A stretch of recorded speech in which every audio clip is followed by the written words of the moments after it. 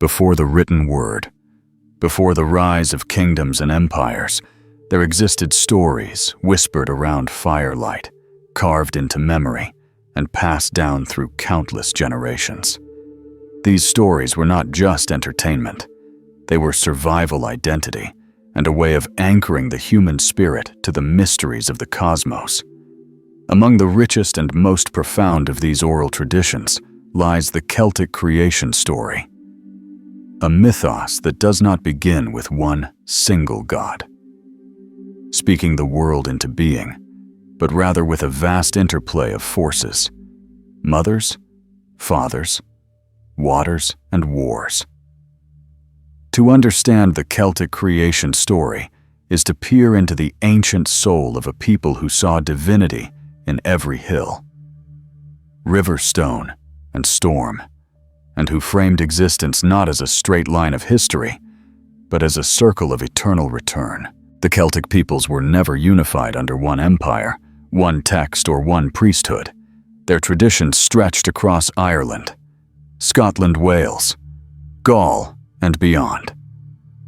What we call Celtic mythology is in fact a tapestry woven from many regions, each thread shimmering with local gods, local heroes, and local mysteries.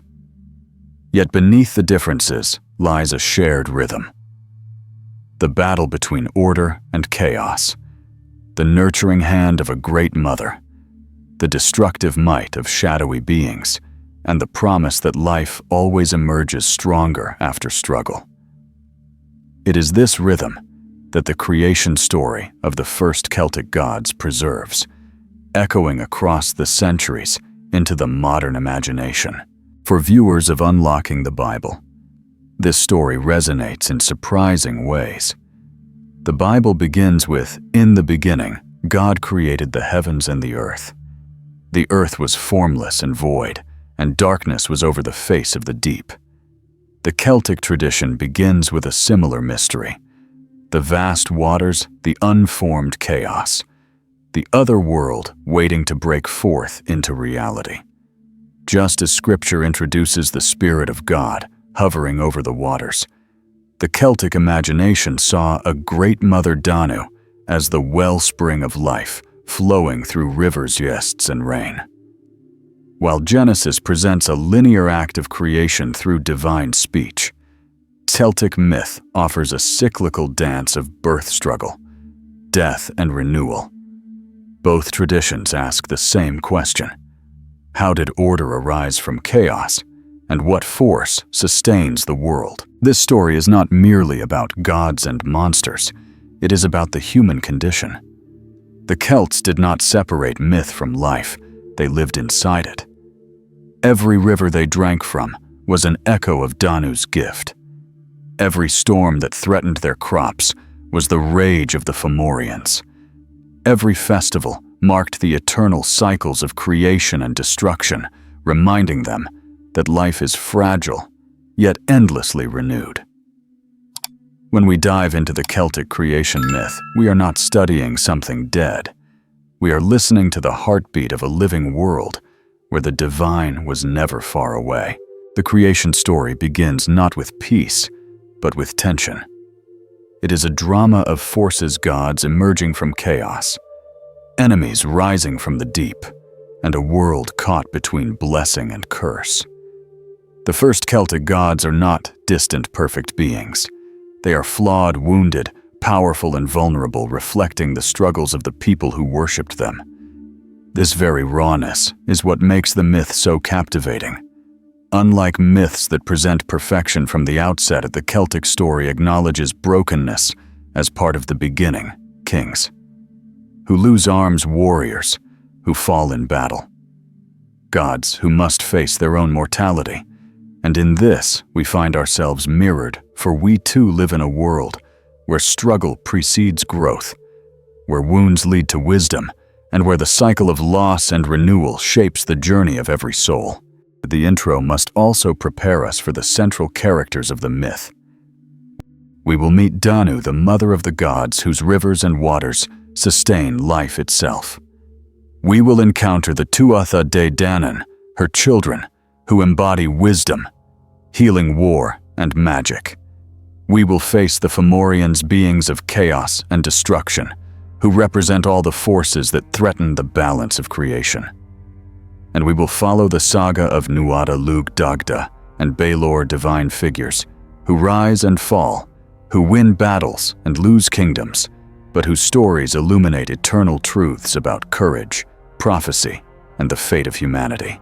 For a modern audience, what makes the Celtic creation story unforgettable is its universality.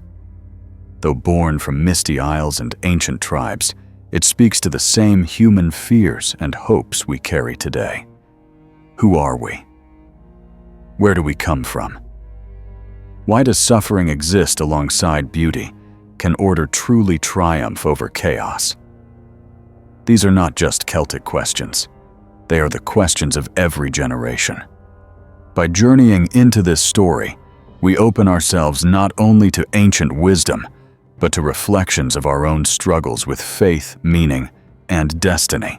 As we begin this 100-minute exploration, remember that the goal is not simply to learn about mythology, but to experience it as the Celts did, as a living drama that explains why rivers flow, why wars are fought, and why the soul yearns for eternity. We will move step by step from the void of pre-creation to the birth of gods and battles of giants, to the eventual coming of mortals and the retreat of gods into the other world. And in the process, we will see how this myth, though seemingly far from Scripture, actually runs in parallel lines that can enrich our understanding of creation, fall, redemption, and renewal. The fire is lit. The story begins, and the first Celtic gods await us beyond the mists of time. Let us step into the ancient tale where chaos births order, where rivers flow with divine memory, and where the fate of gods and humans intertwine. Long before the names of gods were sung by bards, and long before the heroes of Ireland and Gaul carved their place in legend, there was nothing but a vast and endless void. This was not the comforting emptiness of night, where stars glimmer, but a churning chaos, a place without land, sky, or stable form. The Celtic imagination envisioned the beginning of existence not as a neat act of creation, but as a primordial chaos, a storm of energy where water, mist, and shadow mingled together without separation. It was a realm of possibility, an ocean of becoming, where the forces of order had not yet awakened to shape the world. Unlike traditions where creation begins with an all-powerful deity declaring light into existence, the Celtic story is slower, more organic, more like the birth of seasons than the strike of a single command.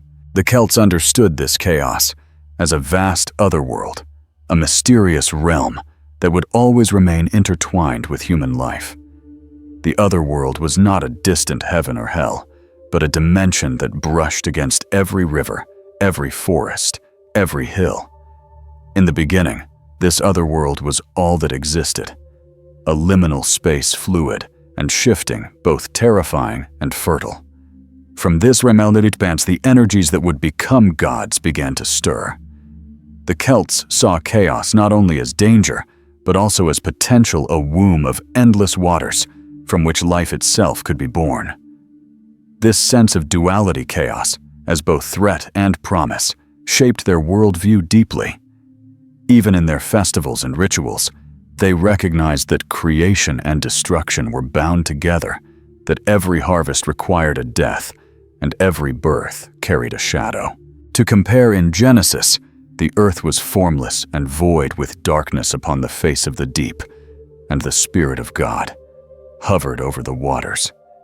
In Celtic tradition, there is no hovering spirit as a separate entity. Rather, the waters themselves are alive, filled with an immanent power waiting to take form. The Celtic worldview leaned less on transcendence and more on immanence. The divine was not outside of creation, but infused in it, whispering through every current of the sea, every gust of wind, every spark of lightning. The void was not abandoned, but pregnant with life. This distinction is key to understanding why Celtic spirituality felt so close to the earth, so woven into nature, and why the first gods themselves were born, not in the skies above, but in the fertile depths below. It was in this boundless void that the first sense of separation began to emerge. Mists thickened, waters gathered, and a cosmic stirring hinted that form was possible. From the heart of this chaos, the first great being would soon arise, Danu, the primordial mother source of all rivers and life. But before her name was spoken, before her waters nourished the land, there was only silence, anticipation, and the trembling of formless potential. The Celts told of a time when the elements themselves were unborn, when even earth and fire did not yet exist, when there was only the heaving presence of water and shadow. From this silence, myth awakens, for the void itself was a character shaping the gods to come. The importance of this void in Celtic myth cannot be overstated. It symbolizes the mystery that lies before all beginnings, the threshold that every soul must cross when it passes from one life to another. Just as the world began in chaos, so too do humans experience chaos, before clarity in birth, in suffering, in transformation. For the Celts, the void was not something to erase, but something to honor. A reminder that creation requires surrender to the unknown. It is striking that even though these stories were passed orally across generations, the image of a watery, formless abyss is consistent, as if deep within the Celtic consciousness was an intuitive recognition that water fluid, dangerous and life-giving, holds the secret of beginnings. This part of the story invites us to pause and reflect on our own lives. How often do we encounter voids, times of uncertainty, chaos, or collapse, and assume they are endings? Yet in Celtic thought, the void was never an ending, but always the space before birth. The Celts believed that what feels like destruction is often the prelude to renewal, and that what seems like darkness often conceals the seeds of light. Their creation story begins in chaos, precisely to teach that chaos is not meaningless, but sacred, the crucible in which gods themselves are born. This is a powerful reminder not only of ancient cosmology, but of timeless wisdom that still resonates today. Thus the stage is set. Out of the primordial void from mists and waters, the first divine presence will arise, carrying the promise of life, abundance, and destiny. Before the battles, before the heroes, before the triumphs and tragedies of the Tuatha Dé Danann, there is only silence waiting and the vast unknown. The story of the Celtic gods begins where all true stories begin, in the deep mystery of nothingness, where the first breath of creation has yet to stir. From the stillness and the restless churn of the primordial void, a presence begins to form. Not as a distant sky father, but as a vast, nurturing essence that permeates the waters themselves. This presence is Danu, the Great Mother, whose name would echo through rivers, valleys, and mountains long after the people who first whispered it had disappeared. In Celtic mythology, Danu is not just a goddess among others. She is the fountainhead, the inexhaustible womb of creation, the one whose flowing essence becomes the lifeblood of all existence. To speak of Danu is to speak of rivers coursing through the earth, of mists rising from fertile valleys, of rain falling gently upon the soil. She is not a deity who rules from afar, but one who is intimately woven into the very breath of nature. Her name lingers in the great river Danube in Don, in Scotland, and Danu in Ireland, each waterway a living testimony to her eternal presence. The Celts did not envision their world as beginning with abstract principles. They imagined it beginning with the tangible, life-giving force of water. To them, water was both practical and sacred, the substance without which no life could flourish. Danu embodied this principle perfectly. She was the river's flow, the nourishing rain, the underground streams feeding the land. Unlike the detached gods of distant heavens, she was immanent, flowing through every spring and well-sustaining both divine and mortal life. In this way, Danu represents a profoundly maternal archetype, not just a creator, but a nurturer, one who feeds the world from her own being. This made her presence deeply felt in every part of daily Celtic life, from farming rituals to prayers for safe passage across rivers. As the Great Mother Danu also symbolizes wisdom. She is not only the origin of physical life, but the source of spiritual knowledge, the hidden current beneath the surface of reality that gives shape and meaning to existence. The Tuatha De Danann, literally the people of the goddess Danu, are said to be her children, endowed with gifts of magic, healing, and creativity because they flow from her eternal essence. Her motherhood is therefore not biological in a narrow sense, but cosmic. She gives birth to an entire race of divine beings, each carrying part of her essence into the unfolding drama of creation. In this way, Danu's role parallels other mother figures in world mythology: Tiamat in Mesopotamia, Gaia in Greece. Yet she stands unique because of her constant association with living waters, which never cease to nourish the world. For an audience familiar with the Bible, the figure of Danu invites reflection on the differences between traditions. In Genesis, creation flows from the Word, a command that orders chaos into cosmos. In Celtic myth, creation flows from the Mother, a womb of rivers, birthing children of light and power. Where the biblical God separates the waters above from the waters below, Danu is the waters themselves, inseparable from the fabric of creation. This contrast does not diminish one story over the other, but highlights the diverse ways humanity has sought to explain the mystery of beginnings. To the Celts, creation was not about distance or separation, but about intimacy, the divine streaming through every element of the natural world. Her story also hints at something deeply human: the longing for nurture, the desire to be connected to something larger than oneself, the instinct to trace life back to a maternal source. The presence of Danu in the creation story speaks to a universal truth, that no culture can deny that life requires care, that existence is not only about power, but about sustenance. Danu embodies the promise that creation is not hostile to us, but seeks to feed us, to carry us, to sustain us through its endless cycles. Yet even as Danu nourishes, her story carries foreshadowing. Her children. The Tuatha De Danann will face battles and betrayals, victories and losses, for creation is never simple. Just as rivers can flood, as well as feed, just as rain can destroy, as well as nourish, so too the line of Danu will bring both blessing and conflict into the unfolding world. But this duality only deepens her mystery.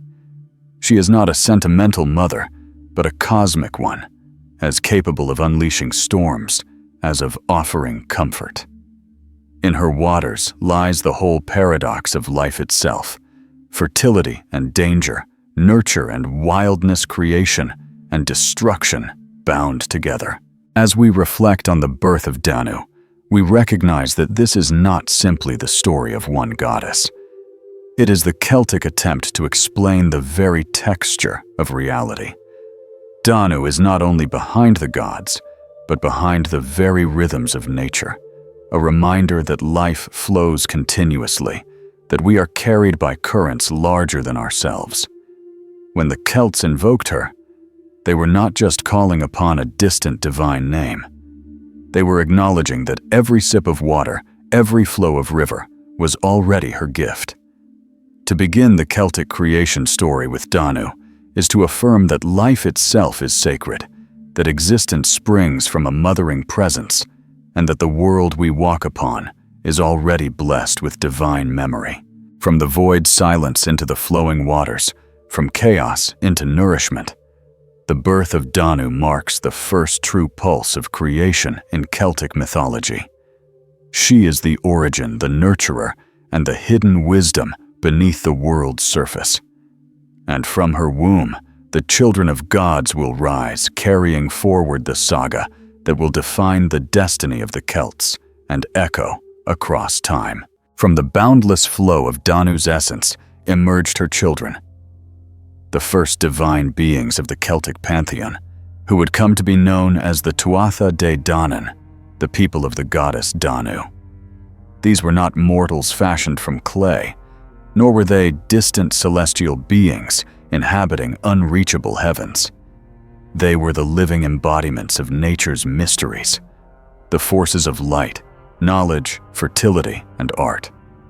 Each of them carried within their being the sacred imprint of their mother, a spark of her infinite waters, and together they represented the rising dawn of order out of the chaos of the void.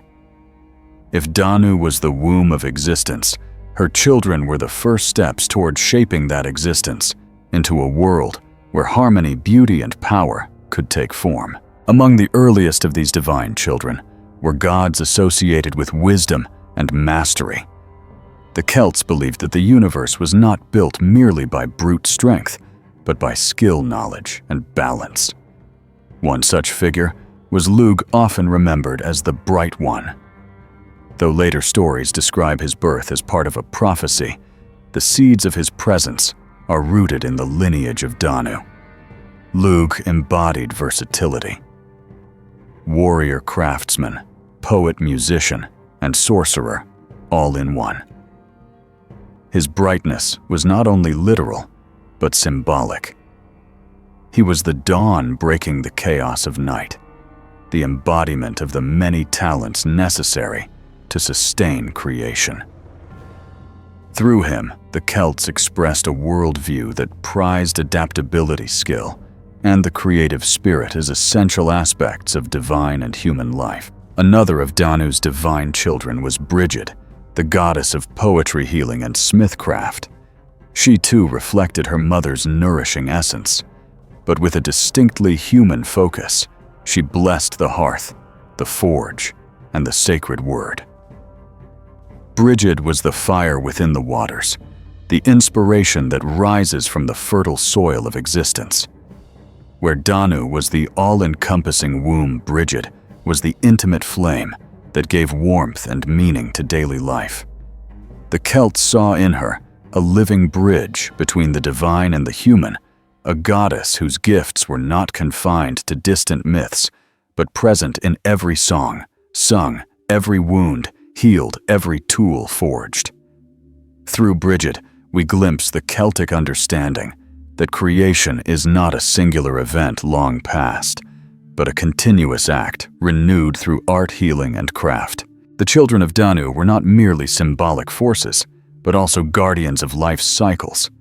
Fertility gods emerged to ensure the continuation of harvests, the renewal of the seasons, and the birth of new generations. They carried within them the eternal rhythm of sowing and reaping of life, dying back into the soil, only to rise again stronger. These cycles reflected the Celts' deep connection to the land. For their myths were never abstract.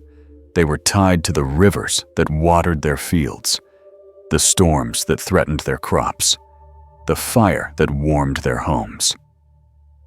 To tell the story of Danu's children was to tell the story of survival, community, and the eternal balance between plenty and hunger, growth and decay.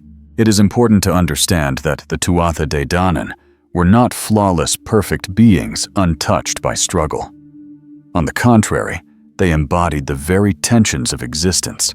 They quarreled among themselves.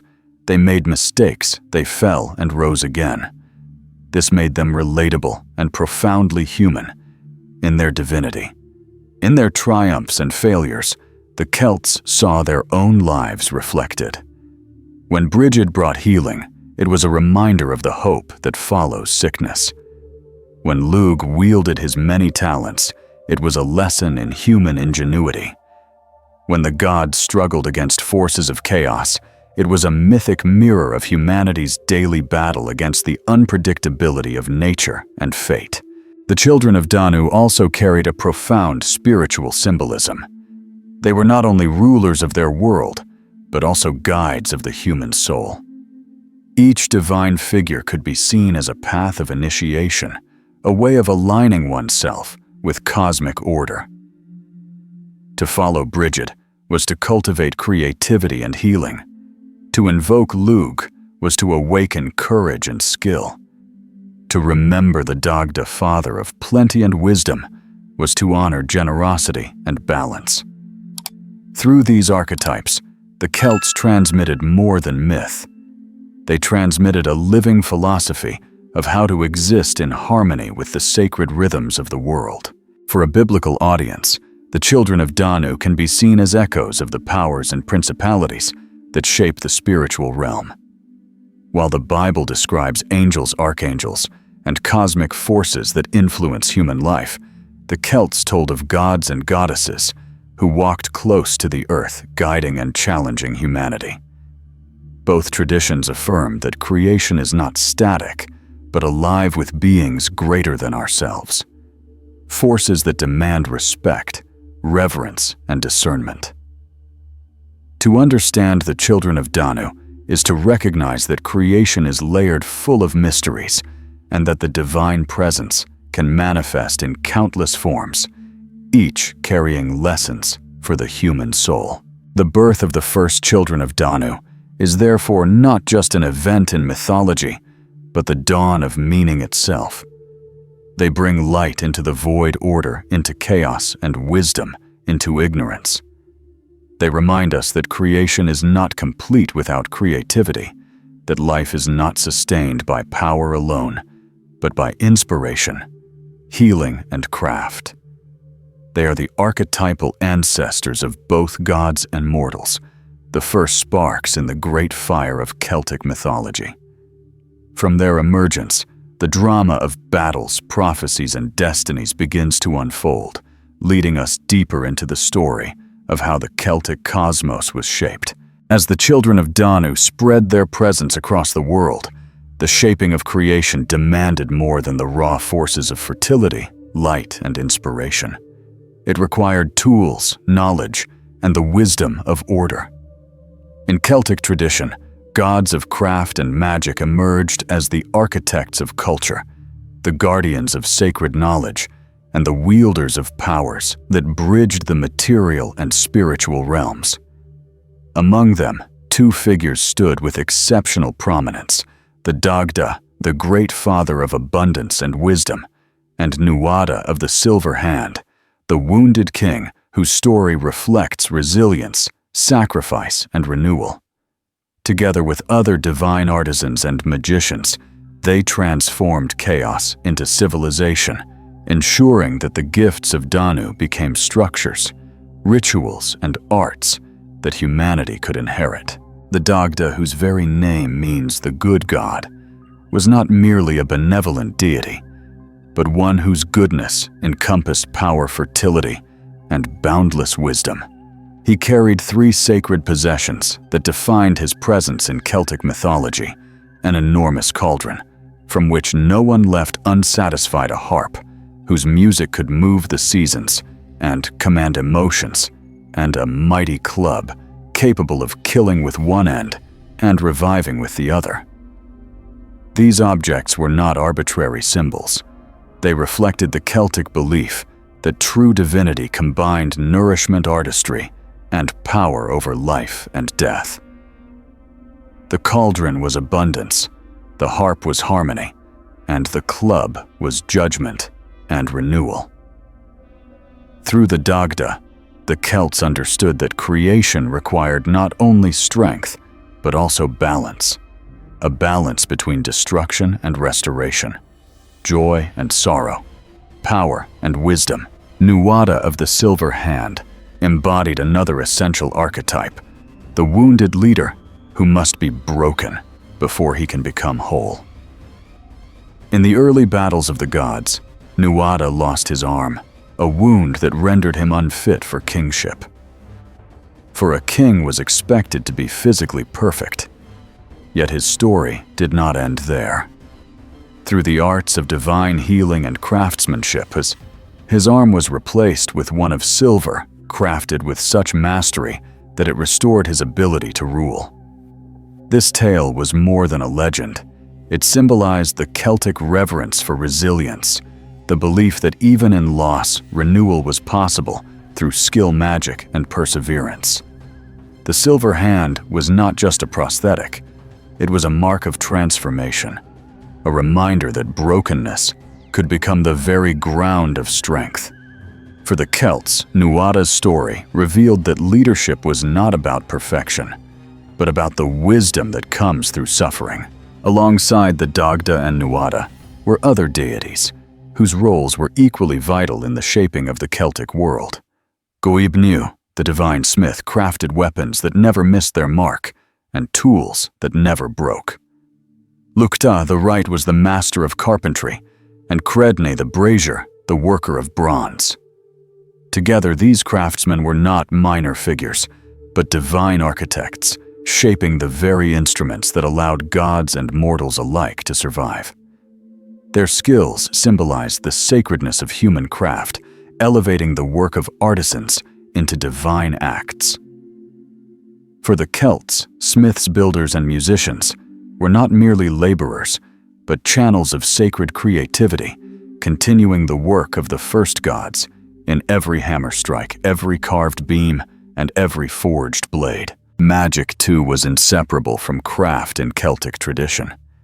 To build was also to enchant, to heal was also to weave unseen forces. Druids, who would later carry these traditions into human society, inherited their wisdom from the gods of craft and magic. The harp of the Dagda was more than an instrument. It was a magical key to the ordering of time, a tool through which the very fabric of reality could be shifted. Similarly, the weapons forged by Goibniu were believed to be imbued with otherworldly strength, connecting battle to destiny itself. Magic was not a separate category, but infused in all acts of creation.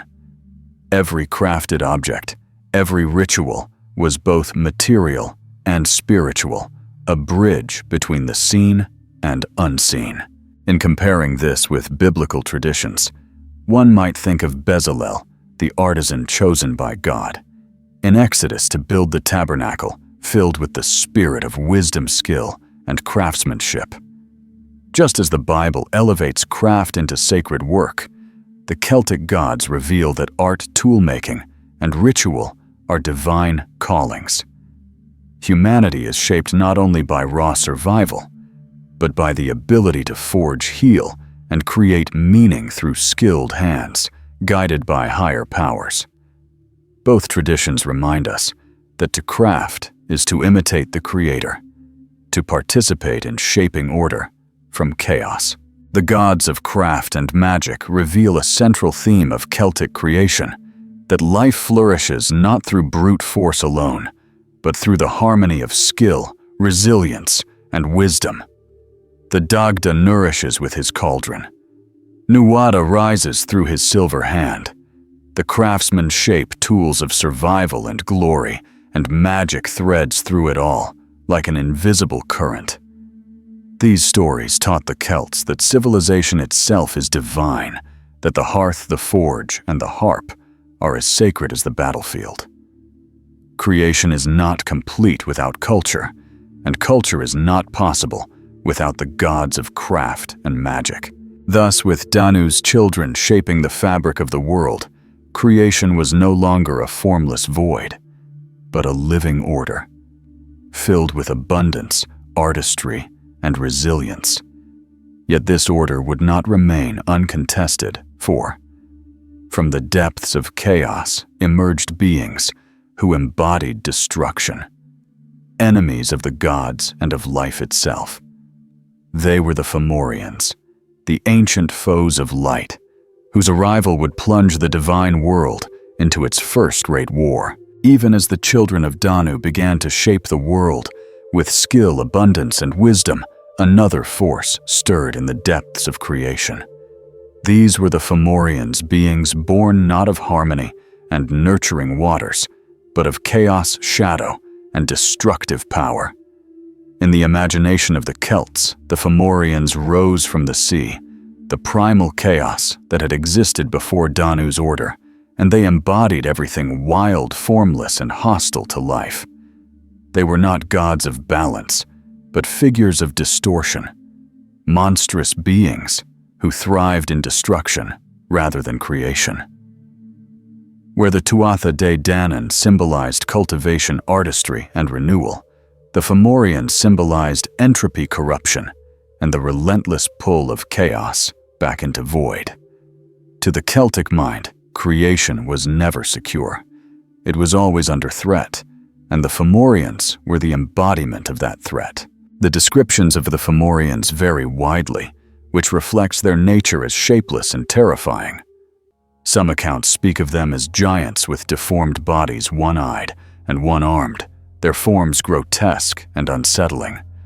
Others describe them as sea raiders, storm bringers, and shadowy forces that emerge from the ocean to terrorize the land. Their appearance was often monstrous, as if the void itself had coughed up half-formed figures, unable to reach harmony or wholeness. Yet their monstrosity was not random.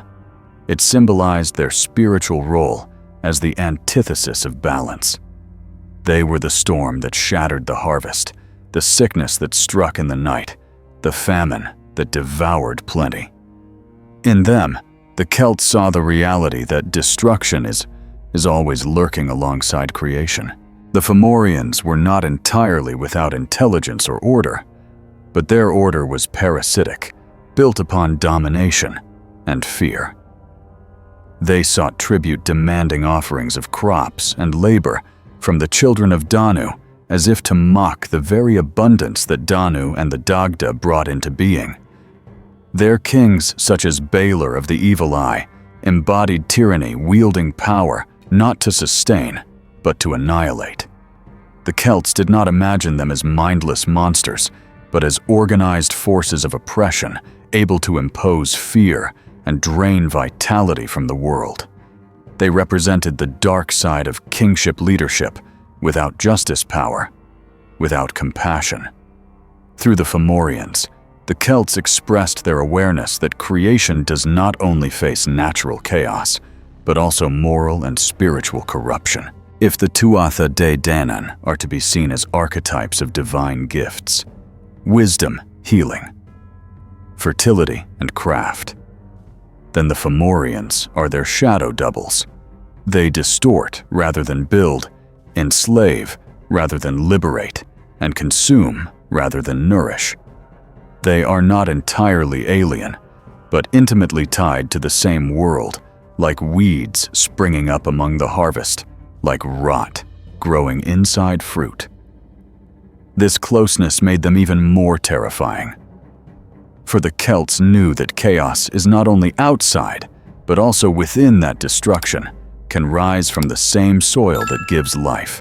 Theologically, the Fomorians represent a profound insight into the human condition.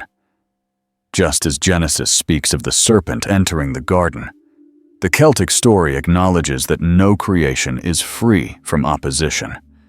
The moment order arises, forces of disorder push back. This is not merely mythology, but a reflection of human experience. Every society faces corruption. Every harvest faces blight. Every heart faces temptation. By giving these forces names and faces, the Celts taught themselves to remain vigilant, to recognize that the struggle between life and death, order and chaos, is woven into existence itself. The Fomorians also carried symbolic ties to the sea. For the Celts, the sea was both the giver of life and the bringer of death. It offered trade fish and new horizons, but it also unleashed storms, swallowed ships, and carried invaders. The Fomorians, as sea-born beings, embodied this duality in its darkest form. They came as waves of destruction crashing against the fragile order of the Tuatha De Danann, reminding mortals and gods alike that the Sea of Chaos was never far away. Their origin from the depths reinforced the Celtic belief that creation must constantly guard itself against being reclaimed by the waters of formlessness. Yet, as with all great myths, the Fomorians were not meant to inspire despair, but to prepare the soul for struggle. In their existence lies the promise of resistance and growth. Just as the serpent in Eden revealed humanity's vulnerability, the Fomorians revealed the necessity of courage, vigilance, and sacrifice. By telling of gods who rose against these monstrous foes, the Celts affirmed that even the darkest chaos could be faced, and at times, overcome. The Fomorians were not invincible. They were challenges to be met, trials to be endured, and shadows that revealed the brilliance of light by contrast. Thus, the stage was set for conflict. On one side stood the Tuatha De Danann children of Danu, armed with wisdom craft and the blessings of abundance. On the other side rose the Fomorians, monstrous and tyrannical intent on dragging the world back into formless chaos. Their clash would not be a simple battle, but a cosmic war, a struggle that would decide whether creation could hold against destruction, whether the gifts of the Great Mother could withstand the rage of the void. The story of the first war of the gods was about to begin, and with it, the drama that would define the destiny of both divine and mortal worlds. When the Tuatha De Danann first emerged into the world, shaped by their mother Danu's waters, they carried with them the promise of order, wisdom, and abundance. Yet from the very beginning, this promise was contested, or the Fomorians rose against them as shadows rise to challenge the light. What followed was the first war of the gods, a struggle not simply for territory or power, but for the very future of creation itself. In Celtic memory, this war was not a single clash, but a prolonged struggle, a cosmic drama that revealed the precarious balance between order and chaos, between nurture and destruction. The Tuatha De Danann came into battle not as reckless warriors, but as bearers of sacred gifts. Each god carried the essence of their craft, their art and their wisdom, forging weapons and tools imbued with divine power. Goibniu's flawless weapons, the Dagda's mighty club, Nuada's leadership, and Brigid's blessing of inspiration all stood as testimonies that their fight was not only of the body, but of the spirit. Yet the Fomorians rising from the sea unleashed forces that seemed endless, bringing storms, disease, and famine as their weapons. The clash between the two was not simply physical, but elemental. It was the harvest against blight, abundance against hunger, healing against decay, and justice against tyranny. One of the defining moments of the First War came with the fall of Nuada, the rightful king of the Tuatha De Danann. In combat against the monstrous Fomorian champions, Nuada lost his arm, a wound that not only maimed him, but stripped him of his kingship, for no leader could rule, if not whole. His fall was not merely a personal tragedy, but a symbolic one. Creation itself seemed weakened, vulnerable to chaos. In the void left by Nuada's injury, the Fomorians pressed their advantage, driving home the truth that even the gods could bleed, and even order could falter. For the Celts, this moment reflected the fragility of existence. It was a mythic reminder that no creation, however strong, could claim invulnerability. Despite their setbacks, the Tuatha De Danann refused to yield. The Dagda, with his cauldron and harp, became the backbone of their resilience. His cauldron never emptied, feeding warriors and sustaining the community in times of want, while his harp could summon courage when fear threatened to break their resolve. These symbols reminded the Celts that survival depended not only on fighting, but on nurturing and remembering the power of art and song, even in war. In contrast, the Fomorians thrived on destruction without renewal. They burned what they could not use. They demanded tribute without offering gifts, and their leaders sought power not for balance, but for domination. The First War was not won in a single stroke, but endured through cycles of defeat and resurgence. The Tuatha De Danann were forced to retreat at times, regrouping, tending to their wounded, and crafting new tools of resistance. Their survival reflected the Celtic belief in resilience, the conviction that life must adapt, heal, and return stronger after every loss. The Fomorians, relentless and brutal, forced the gods to grow in wisdom, to recognize that order could not be imposed by strength alone, but required cunning patience and unity. In this way, the First War was less a tale of slaughter than of transformation. For the Celts, recounting this war was not merely to glorify their gods, but to remind themselves of the eternal struggle between light and dark, one that echoed in their own lives.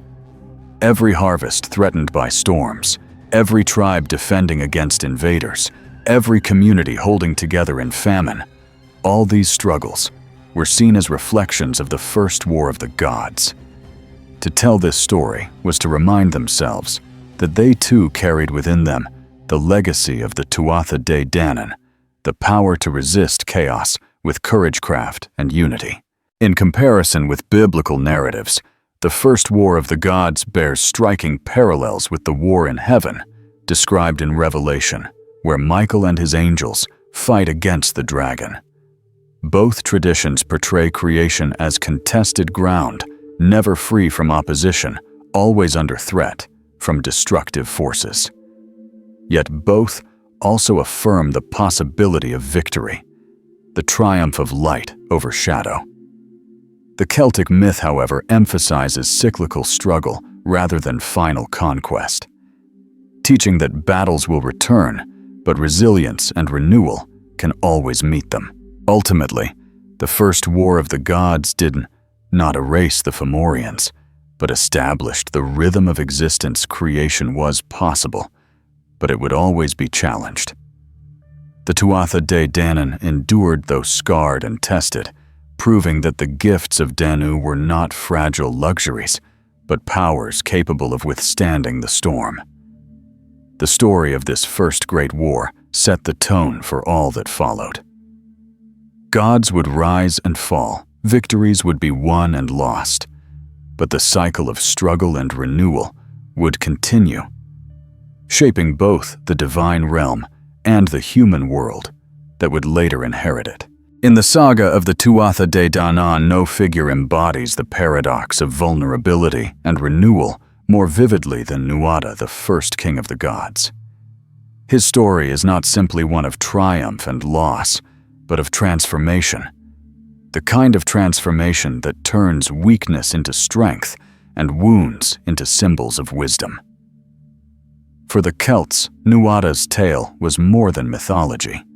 It was a spiritual lesson etched into the heart of their worldview, a reminder that true kingship and true leadership are not born of perfection, but forged in the crucible of suffering. Nuada began as a radiant figure, chosen to lead the Tuatha De Danann in their earliest battles against the Fomorians. He was strong, wise, and just the very embodiment of divine order. Under his leadership, the children of Danu took their stand against chaos, and for a time, creation seemed secure. But fate has a way of testing those who hold authority, and in the midst of war, Nuada's destiny was shattered. In combat, he lost his right arm, severed by the relentless onslaught of the Fomorian forces. To mortal eyes, this might seem like a simple wound, but in the symbolic language of the Celts, it was catastrophic. A king had to be whole, unblemished, a reflection of divine harmony. To lose his arm was to lose his claim to the throne, to embody brokenness rather than balance. Nuada's fall was immediate and humiliating. Stripped of kingship, he was replaced by a new ruler, Brez, who initially promised prosperity, but soon revealed himself to be aligned with the Fomorians. Under Brez's reign, the Tuatha De Danann suffered oppression, their abundance stolen as tribute, their freedom strangled by tyranny. It was a bitter irony that Nuada's loss had not only ended his reign, but also opened the door to greater suffering for his people. Yet within this humiliation lay the seed of transformation. For Nuada's story did not end in defeat. The gods turned to craft and magic to restore what was lost. Dian checked. The divine physician and Credne, the master of bronze, combined their skills to fashion Nuada a new arm, one made of gleaming silver. This silver hand was not merely a replacement. It was a testament to the Celtic belief that craft and healing were sacred, capable of turning brokenness into renewed wholeness. With the silver hand, Nuada regained not only his physical strength, but also his right to rule.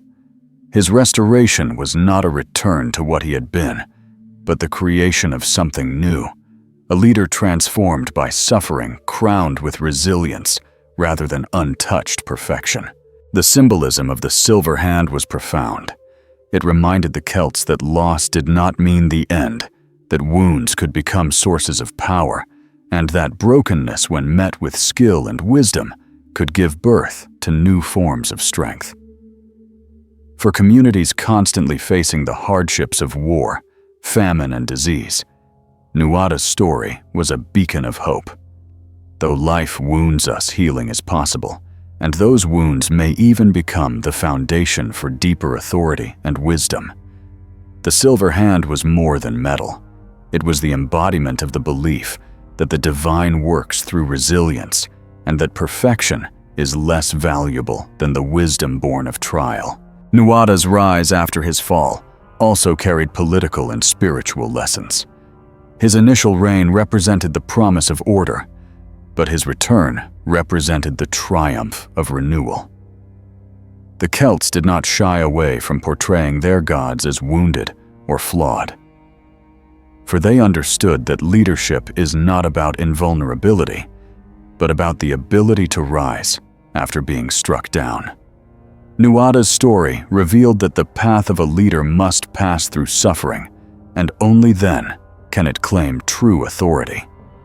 In this, his tale resonates deeply with other traditions: the suffering servant in Isaiah, the wounded Christ, who leads through sacrifice, the archetypal king, who must descend before he ascends. In the broader cosmic struggle, Nuada's silver hand also marked a shift in the balance of power. With his restoration, the Tuatha De Danann regained strength, and the tyranny of Brez could not last. The people turned once more to Nuada, and in his renewed leadership, they prepared for the greater battles that lay ahead, including the rise of Lugh, the bright savior who would fulfill the prophecy against Balor.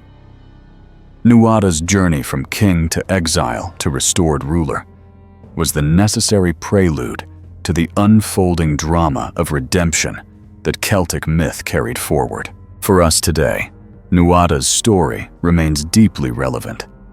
We too face losses that seem to disqualify us, wounds that strip us of dignity, and failures that leave us broken. Yet the myth of Nuada teaches that these very wounds can become the soil of transformation, that healing and craft can turn loss into renewal. Leadership, strength, and wisdom are not the gifts of the untouched, but the crowns of those who have walked through suffering and returned with silver scars. In the gleam of Nuada's hand, we see not only a mythic king, but the truth of the human spirit's ability to endure and rise again. In the unfolding drama of the Celtic gods, there is no figure more central to the sustenance of life and the balance of power than the Dagda, often called the good god.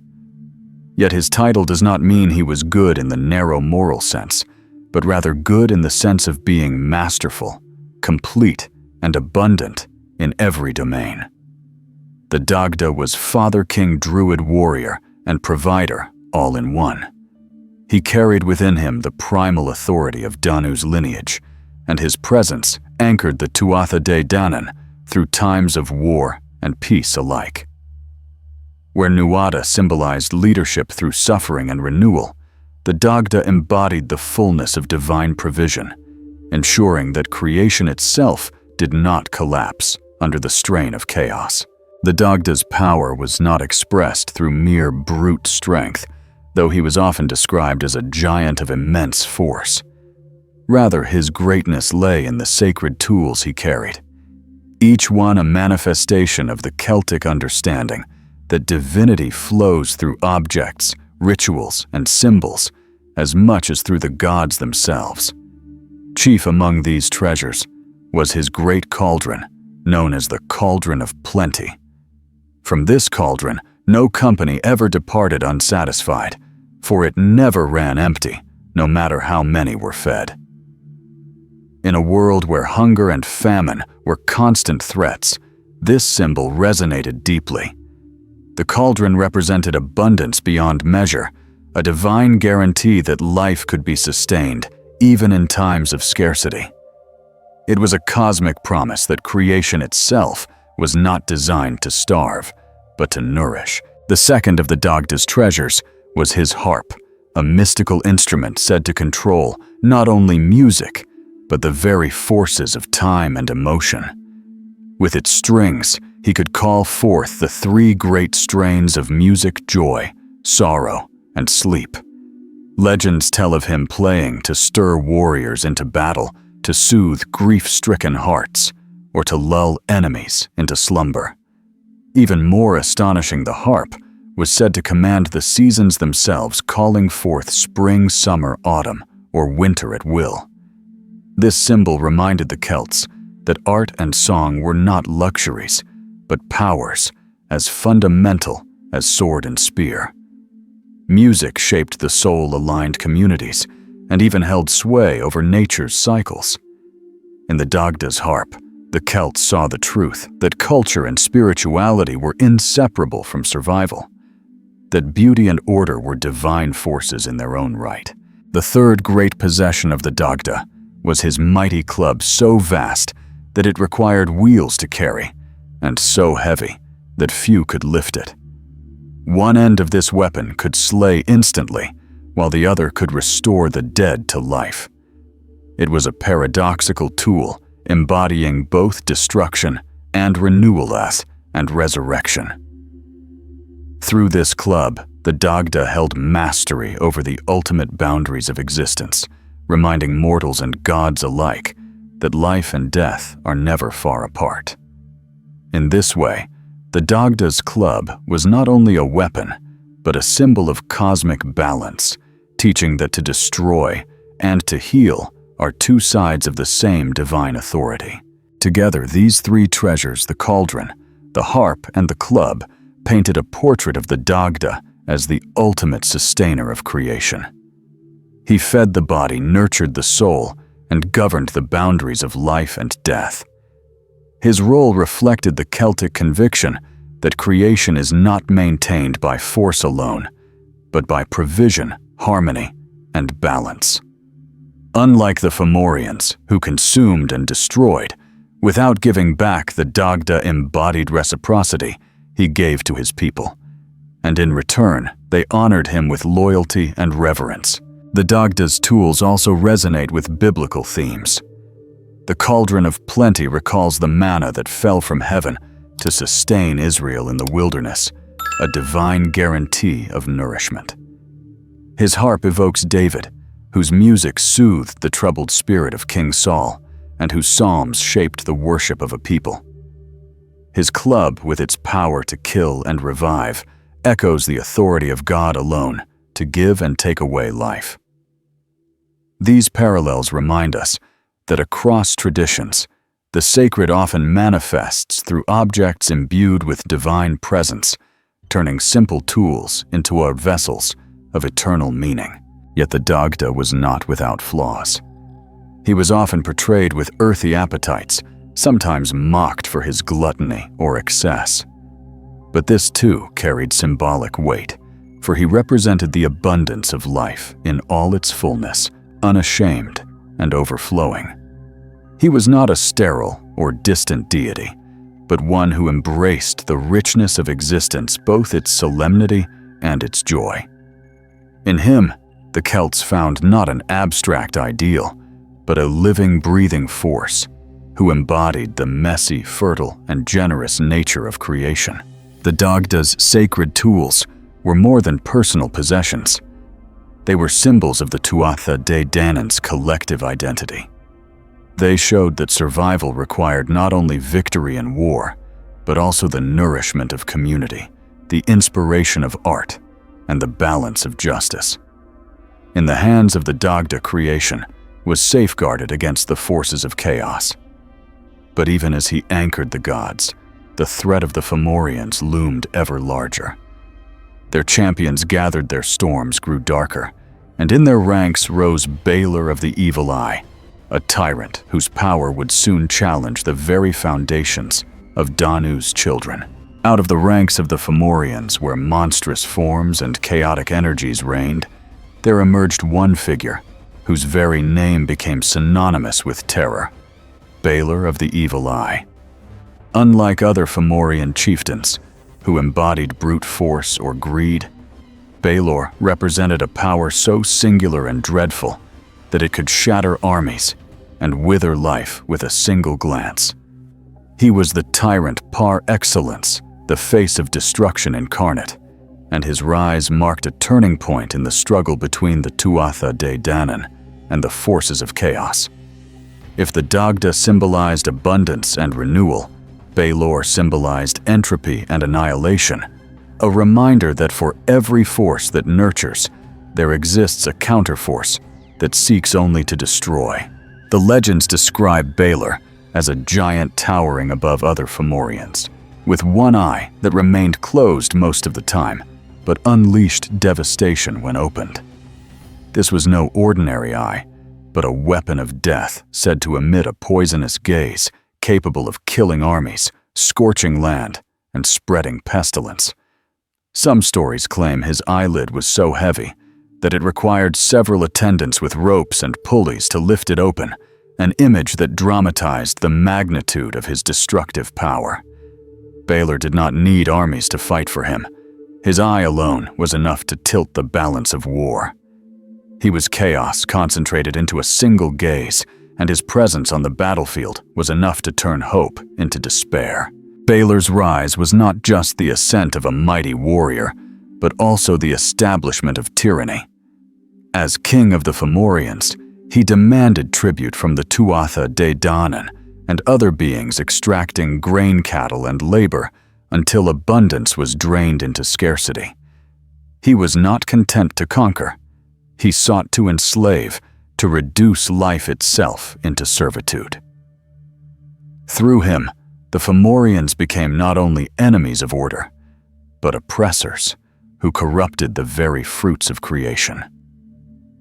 The Celts, who lived in a world where oppressive rulers could devastate communities, would have recognized in Balor the archetype of unjust kingship, a leader who takes without giving, who feeds destruction rather than life. One of the most significant aspects of Balor's story is the prophecy that shadowed his reign. It was foretold that Balor would be killed by his own grandson, a child of his daughter Ethniu. Terrified of this fate, Balor locked his daughter away in a tower to prevent her from bearing children, an act of cruelty that revealed his paranoia and fear. Yet, as in so many myths, the very act of trying to prevent destiny ensured its fulfillment. Ethniu, despite her confinement, bore a child who would grow into Lugh the Bright One, destined to confront his grandfather and bring an end to his reign of terror. In this prophecy, the Celts expressed a profound truth. Tyranny always carries within it the seed of its downfall, and destruction can never rule forever without meeting its destined defeat. Baelor's eye itself held deep symbolic meaning. It represented not just physical destruction, but the corrupting gaze of fear, envy, and oppression. To live under Baelor's rule was to live under constant threat, to know that at any moment the weight of his gaze could crush hope. In this sense, his eye can be seen as a mythological metaphor for the way fear and tyranny paralyze communities, robbing them of vitality even before physical destruction arrives. The Celts, through Baelor, gave form to the terror of oppression, embodying in a single monstrous figure the reality of lives dominated by unjust rulers and destructive forces. For audiences familiar with biblical traditions, Baelor invites comparisons with figures such as Goliath, the giant, who terrified Israel until David felled him with a stone, or with Pharaoh, who enslaved Israel under the weight of fear until liberation came through divine intervention. Like these figures, Baelor's power seemed overwhelming, but his downfall was written in prophecy. Just as the Bible affirms that no tyrant can resist God's ultimate justice, the Celtic myth affirms that no destructive force, however terrifying, can escape the destiny that awaits it. Baelor's reign as king of the Fomorians set the stage for the greatest battles of the Tuatha De Danann. His presence turned the cosmic struggle into a personal confrontation between light and darkness, abundance and scarcity, freedom and tyranny. The Tuatha De Danann, wounded and tested, would be forced to rise to their greatest strength to confront him. His prophecy tied him inseparably to the future of Lugh, ensuring that the story of creation would not end in despair, but in the triumph of renewal over destruction. Thus, the rise of Baelor was both a curse and a promise. A curse because his reign brought suffering, fear, and devastation to gods and mortals alike. A promise because his very existence guaranteed that a savior figure would arise to oppose him. That destiny itself would not permit chaos to triumph forever. The stage was now set for the birth of Lugh, the child of prophecy whose light would rise against the shadow of the evil eye, and whose victory would echo through Celtic memory as the turning point of divine history. Out of the shadow of Baelor's tyranny came the promise of light. For destiny had decreed that his downfall would come not from armies or kings, but from the hands of his own bloodline. The prophecy foretold that Baelor would be slain by his grandson, and in his fear he sought to imprison his daughter Ethniu within a tower of stone, isolated from the world. Yet prophecies and myth are never easily avoided, for the very act of resisting them ensures their fulfillment. Despite her confinement, Ethniu was visited and loved by Cian of the Tuatha De Danann, and from their union, a child was conceived. A child whose birth would change the balance of the cosmos.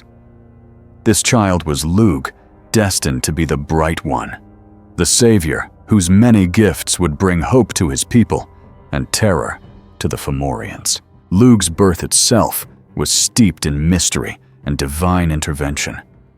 Ethniu's imprisonment symbolized the attempt of chaos to strangle possibility to prevent renewal from existing within creation. Yet the life force could not be contained. From her womb came not just a child, but a promise that light cannot be extinguished, even in the darkest prison, that destiny cannot be locked away. To the Celts, this birth reflected the eternal truth that new life always emerges where it is least expected, that no matter how oppressive the shadow renewal is inevitable. The imprisonment of Ethniu became a metaphor for the ways in which fear seeks to suppress hope, and Lugh's birth became the testimony that hope always finds a way. When Lugh was born, he was no ordinary child. From the beginning, he radiated brightness, a symbol of the dawn breaking through the night. His name associated with light and radiance placed him in contrast to Baelor's eye of destruction. where Balor's gaze consumed and corrupted Lug's presence, illuminated and renewed. He was described as multi-talented, gifted in every art, craft, and discipline. Unlike gods who embodied a single domain, war, healing, or poetry, Lug embodied them all. He was the warrior who could wield every weapon, the craftsman who could master every tool, the poet who could compose with divine inspiration, and the magician who could command unseen forces. In him, the Celts imagined the fullness of human potential raised to its divine form. Lug's destiny was not only to fight, but to unite. The Tuatha De Danann, though mighty, were often divided by their differing strengths and rivalries. Lug, however, carried within him the ability to harmonize these diverse gifts. He was the symbol of versatility, the reminder that no single skill can preserve creation, but that unity of many talents is required. This made him not only a warrior savior, but also a cultural archetype, the model for what it meant to be truly human. In the Celtic imagination, adaptable, skilled, courageous, and wise. In Lug, the Celts saw the ultimate expression of their belief that survival and flourishing depended on flexibility and balance, rather than sheer force. The birth of Lug also deepened the drama of prophecy. For Balor, the news of his grandson's existence was a nightmare proof that his attempt to escape destiny had failed. Yet this very fear bound him to the story's climax. No matter how strong his eye of destruction, no matter how vast his tyranny, his fate was sealed by the child born in secrecy. In this way, the Celtic myth mirrors biblical themes, where rulers like Pharaoh or Herod sought to destroy children who carried the promise of liberation, yet their very attempts only confirmed the hand of destiny. Just as Moses rose from the river to confront Pharaoh, and Christ was born in Bethlehem. Despite Herod's slaughter, Lugh was born to confront Balor, the tyrant whose reign would be undone by his own lineage. As Lugh grew, his brightness became more evident, and his reputation spread among the gods. He was not content to master one art. He demanded to be tested in all. When he came to the court of the Tuatha De Danann, the gatekeeper asked what single skill he possessed to justify his entry. Lugh replied that he was a smith, a warrior, a poet, a harpist, a sorcerer, a physician, and more.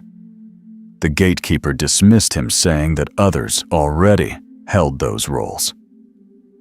But Lugh challenged, "Do you have one who possesses all these gifts together?"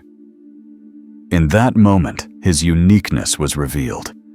He was not merely another god, but the one who brought all arts together, the living synthesis of the divine gifts of Danu's children. The story of Lugh's birth and rise carried profound meaning for the Celts. It affirmed that oppression cannot extinguish destiny, that light always emerges from shadow, and that renewal requires not only strength, but also the harmony of many gifts.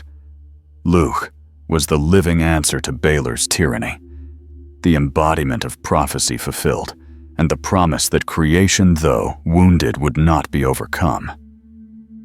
His birth marked the turning of the tide in the war between the Tuatha De Danann and the Fomorians, and his destiny as the Bright One prepared the way for the decisive battle in which chaos itself would be struck down.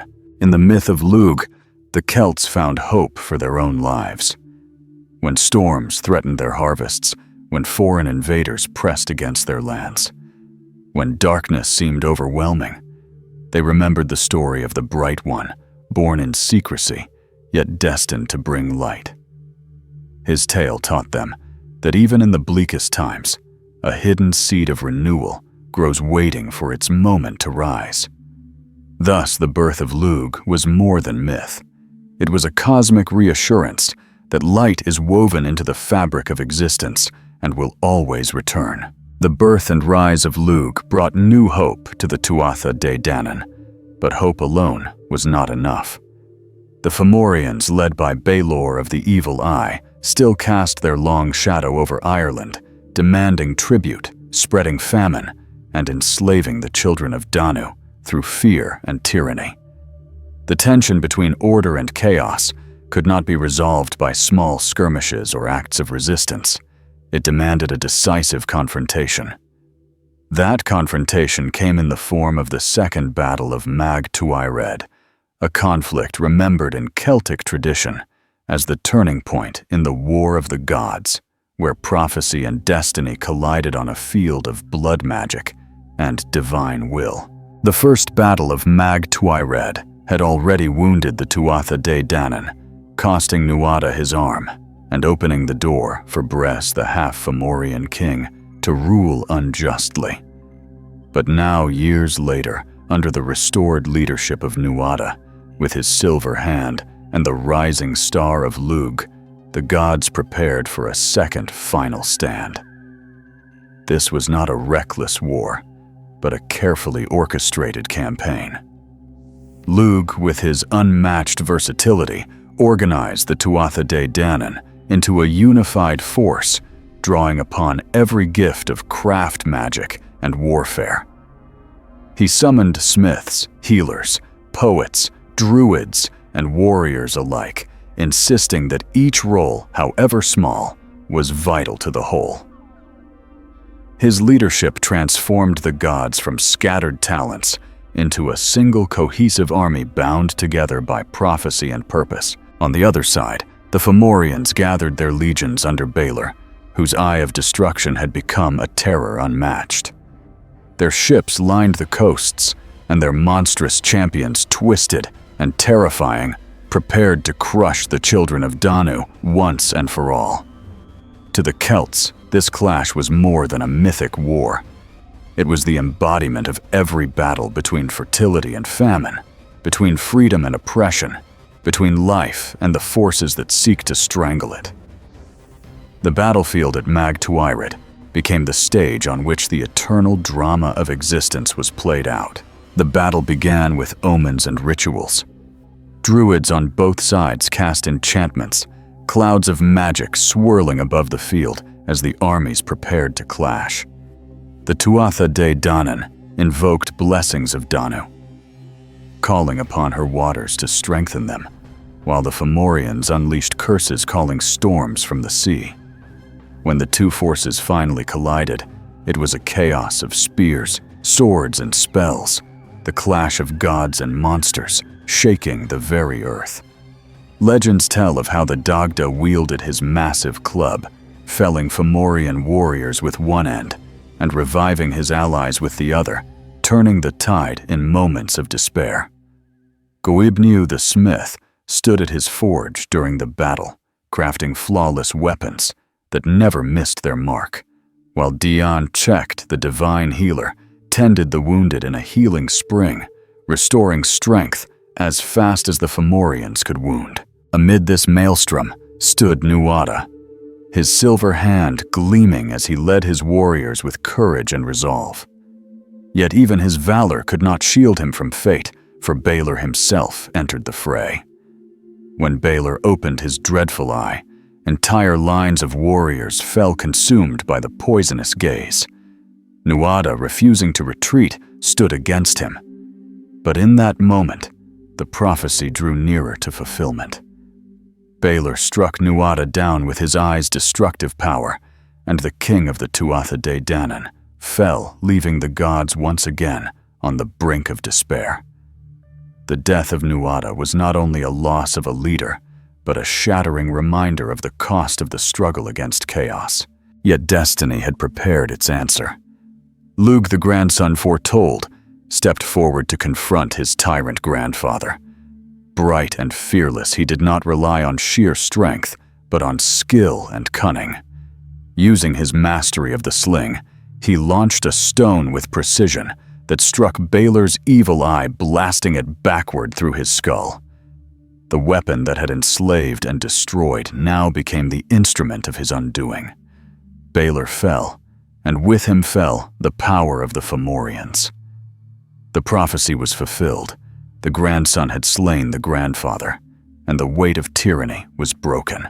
The Second Battle of Mag Tuired did not end with Baelor's death alone. The Tuatha Dé Danann pressed their advantage, driving the Fomorians back into the sea. Their victory was not total annihilation, for the Celts knew that chaos can never be fully destroyed, only resisted and contained. But it was a decisive triumph that ensured creation's survival, the restoration of balance, and the ascendancy of the Tuatha Dé Danann as rulers of the land. For the Celts, this victory was more than legend. It was a mythic assurance that oppression, no matter how terrifying, carries within it the seed of its own defeat. Spiritually, the Second Battle of Mag Tuired symbolized the eternal struggle of life against the forces of death and destruction. Just as the Bible speaks of David striking down Goliath, or of Christ conquering death, so too did the Celts tell of Lugh striking down Baelor. Each tradition affirms that light may be delayed, but never extinguished. That destiny favors renewal over tyranny. The battle was not simply a war, but a revelation that chaos cannot hold dominion forever.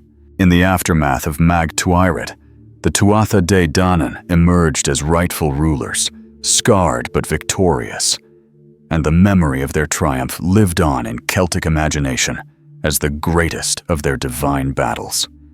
It was the moment when prophecy, courage, and unity came together to break the stranglehold of fear. The Second Battle of Mag Tuired remains a testament that even in the face of overwhelming destruction, the light of renewal will rise, and the seeds of freedom will always outlast the grip of tyranny. The Second Battle of Mag Tuired raged with fury, storms of magic clashing against the thunder of steel. But its climax came with the moment that had been prophesied from the beginning, the fall of Baelor of the Evil Eye. For years, his presence had loomed over the Tuatha Dé Danann like a curse, his monstrous gaze capable of withering crops, killing armies, and spreading despair.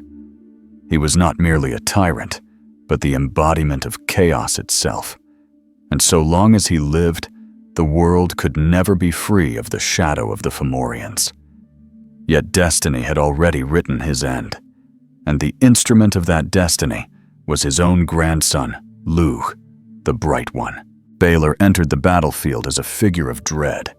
His towering form cast a shadow across the field, and when his attendants prepared to lift the heavy lid of his monstrous eye, whole ranks of the Tuatha Dé Danann trembled.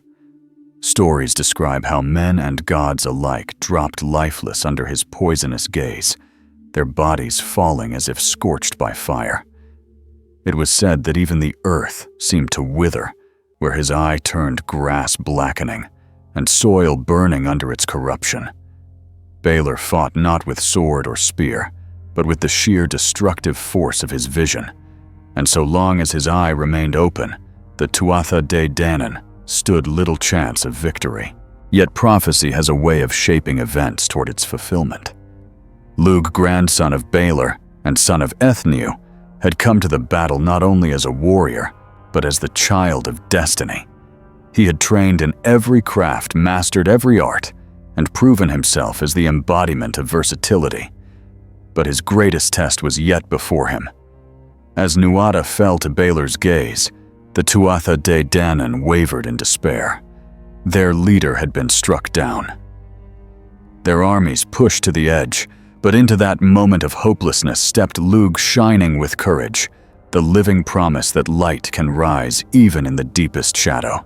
The confrontation between Lugh and Baelor was not just a clash of grandfather and grandson, but of two cosmic forces: destruction versus renewal, tyranny versus freedom, fear versus hope. Baelor, lifting his lid once more, prepared to unleash the full horror of his eye against the young challenger. The battlefield held its breath, for the gaze of the Evil Eye had never failed. But Lugh did not falter. Using his sling, he summoned the Sais, the same weapon of simplicity and precision that would centuries later be echoed in the story of David against Goliath. With unerring skill, he launched a stone straight into Balor's eye. The impact was devastating.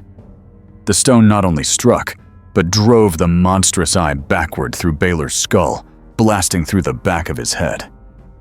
The weapon of destruction turned upon its master, and in a moment of poetic justice, Balor was undone by the very force he had relied upon. To rule, his body fell like a toppled mountain crashing onto the field, and with his fall, the tide of battle turned irrevocably. The Fomorian armies, seeing their leader destroyed, broke in terror and retreated to the sea, leaving the Tuatha De Danann victorious. The death of Balor was not simply a physical triumph. It was the symbolic victory of life over death order, over chaos, and hope over despair. His fall affirmed the Celtic belief that no tyranny, however overwhelming, can endure forever. Prophecy, destiny, and the resilience of light ensure that darkness must one day fall. In this sense, Balor's death was not only the end of a monster, but the renewal of the cosmos itself, restoring balance and opening the way for creation to flourish. Spiritually, the fall of Balor carried lessons that reached far beyond the battlefield. To the Celts, it was a reminder that even the most terrifying forces in life, famine, oppression, fear, are not invincible. Every shadow carries within it the seed of its own destruction. Just as Balor was defeated by his grandson, so too does every age produce its Lugh, its champion of renewal, destined to overthrow what seeks to enslave. This mythic pattern echoes in many traditions, the serpent crushed under the heel of Eve's seed. In Genesis, Goliath struck down by David and Christ's resurrection, breaking the hold of death. The story of Balor's fall fits within this universal rhythm, the assurance that darkness cannot last. For the Tuatha De Danann, Balor's fall was more than victory. It was liberation. Tribute no longer had to be paid. Fear no longer ruled their nights, and creation itself breathed easier, freed from the suffocating gaze of destruction. Yet the Celts also understood that chaos never disappears entirely. Though Balor had fallen, the Fomorians still lurked in the sea, reminders that struggle is eternal. Still, his death gave space for life to flourish, for the divine children of Danu to rule in peace, and for mortals one day to inherit a world shaped by gods who had proven that even the greatest darkness can be overcome. The image of Balor's collapse, his evil eye pierced by the brightness of Lugh, remained etched in Celtic memory as one of the most powerful moments in myth. It was not only the fulfillment of prophecy, but the ultimate reassurance that no matter how dire the circumstances, renewal will come. In the death of Balor, the Celts celebrated not only the triumph of their gods, but the eternal rhythm of life, that every shadow eventually falls. Every tyrant meets their end, and every generation carries the light forward. With Balor struck down, and the Fomorians forced back into the sea, the Tuatha De Danann stood victorious at Mag Tuired. Their triumph was not merely the survival of a people, but the establishment of a new divine order. From this moment, they were no longer simply children of Danu wandering between the worlds. They became the rightful rulers of Ireland, guardians of the land, and shapers of destiny. The earth itself seemed to acknowledge their reign, for in Celtic imagination, sovereignty was not abstract, but bound to the very soil, rivers, and mountains. To rule Ireland was to be wedded to it, to nurture it, as one would nurture life itself. And the Tuatha De Danann, having endured suffering, defeat, and renewal, were now prepared to bear that responsibility. The rulership of the Tuatha De Danann was not based solely on conquest, but on balance. Unlike the Fomorians who ruled through tyranny and tribute, the children of Danu ruled through the distribution of gifts, each god embodying a specific aspect of creation's flourishing. The Dagda, with his cauldron of plenty, symbolized abundance, ensuring that no one under their reign went hungry. Brigid, goddess of poetry healing, and the forge brought inspiration craft, and the war, warmth of hearth and song. Lug, the bright savior, embodied versatility and courage, guiding with wisdom as much as strength. Nuada, though fallen at Magtuired, remained a reminder of sacrifice and resilience, a symbol that even kingship itself was bound to cycles of loss and renewal. In their collective rule, the Tuatha De Danann reflected the Celtic vision of society. No single power dominates, but all gifts work in harmony. This vision of rulership was deeply tied to the land. For the Celts, Ireland was not just territory, but a living presence, often personified as a goddess of sovereignty. To rule justly was to be in right relationship with this land, to ensure fertility of the fields, the balance of the seasons, and the well-being of the people. The Tuatha De Danann embodied this sacred marriage, their presence ensuring that the earth blossomed and rivers flowed with abundance. Their reign symbolized what true kingship meant, not domination, but guardianship, not exploitation, but stewardship. The Celtic imagination made no separation between divine rule and the fertility of the land, for to dishonor one was to dishonor both. The rule of the Tuatha De Danann was also cultural. They brought order to rituals, festivals, and sacred practices, embedding their story into the very rhythm of Celtic life. Samhain Beltane. Lugnasad and Imbolc became not merely seasonal markers, but reflections of their divine drama cycles of death, rebirth, harvest, and renewal. Each festival echoed the mythic struggles of gods and foes, reminding mortals that their lives were part of a larger cosmic rhythm. In this way, the rulership of the Tuatha De Danann was not distant, but lived out in the daily practices of the people, weaving myth into memory and memory into culture. Compared to biblical tradition, the rise of the Tuatha De Danann as rulers of Ireland resembles the establishment of Israel in the Promised Land. Just as the Israelites, freed from Pharaoh, were called not to exploit their land, but to live in covenant with it, so the children of Danu were bound to Ireland by sacred trust. Both traditions insisted that rulership was never absolute. It carried with it responsibility to the divine, to the land, and to the people. To violate that balance invited disaster. For the Celts, the memory of the Fomorians served as a perpetual warning: chaos returns when rulers abandon balance, when tribute and tyranny replace abundance and harmony. Yet even in their triumph, the Tuatha De Danann knew their reign was not eternal. The myth acknowledged that cycles of creation continue, that no order lasts forever without challenge. Their rule, however, marked a golden age, a time when gods walked openly among mortals, when the abundance of Danu flowed freely, and when Ireland itself seemed closest to the other world. It was during this time that many of the myths of healing, craft, magic, and wisdom were born, passed from the gods to humans as gifts of civilization. The harp's music, the forge's fire, the rituals of poetry and healing, all these divine inheritances shaped what it meant to be human in the Celtic imagination. The Tuatha De Danann's rule also foreshadowed the transition that would come later. Their eventual retreat into the mounds, transforming into the Aos Sea, the hidden people or fairies. But at Mag Tuired's aftermath, that fate was still far in the future. For now they stood at the height of their power, triumphant, yet humbled by suffering, victorious, yet aware that the cycles of time never rest. Their reign symbolized the ideal of divine stewardship, a reminder that the strength of rulers lies not in the weight of their weapons, but in the harmony they cultivate among people, land, and spirit. Thus, the Tuatha Dé Danann became the rulers of Ireland,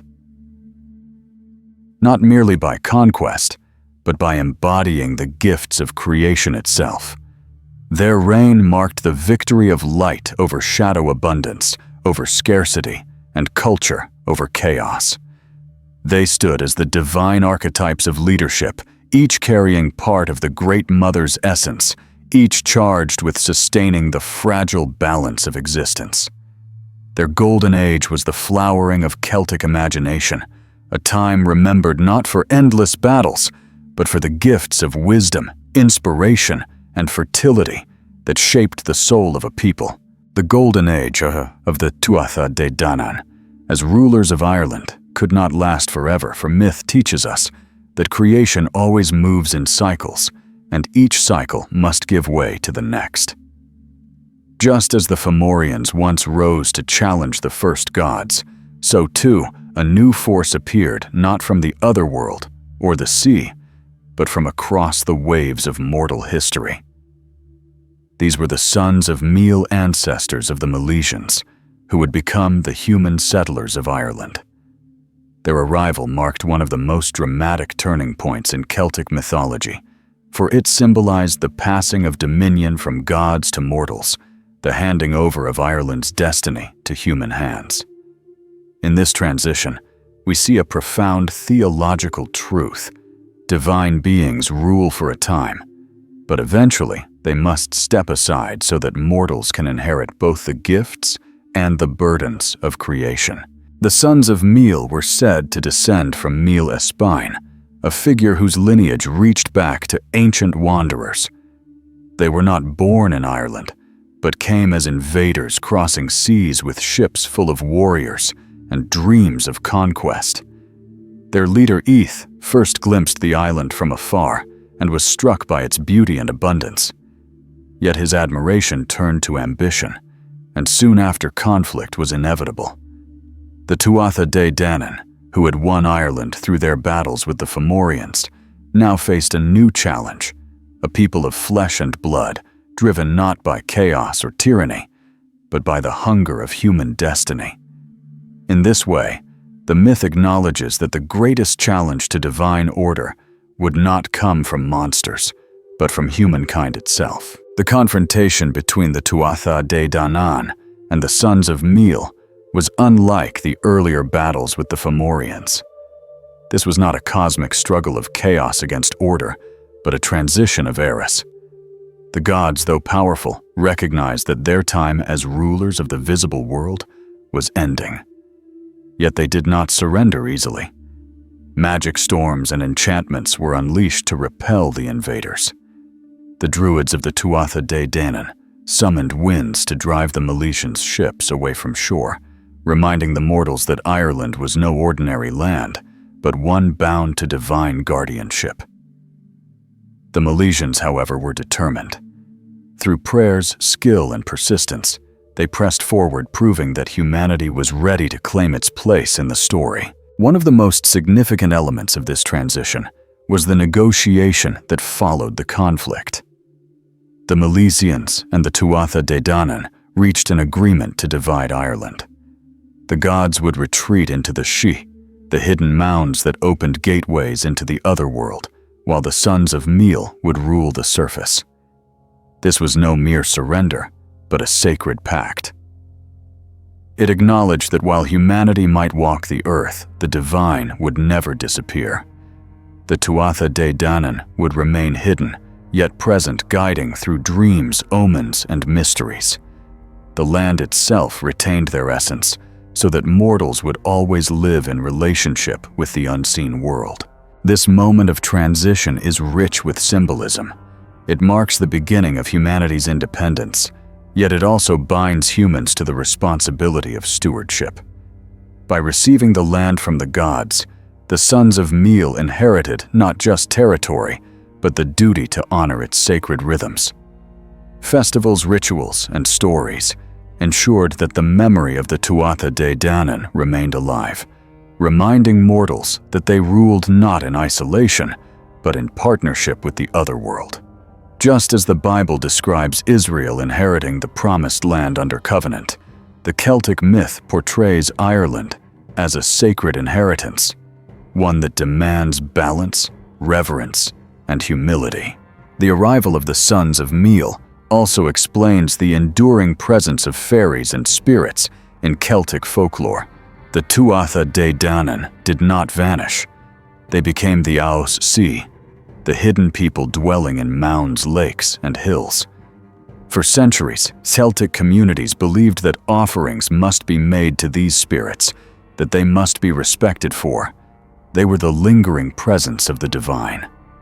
Every fairy mound was a doorway into the otherworld. Every unexplained vision, a reminder that the gods were still near. Thus, the myth not only explained the origin of Ireland's people, but also gave meaning to its folklore, binding history, myth, and daily life into one seamless whole. Theologically, this part of the myth reflects the universal pattern of divine withdrawal.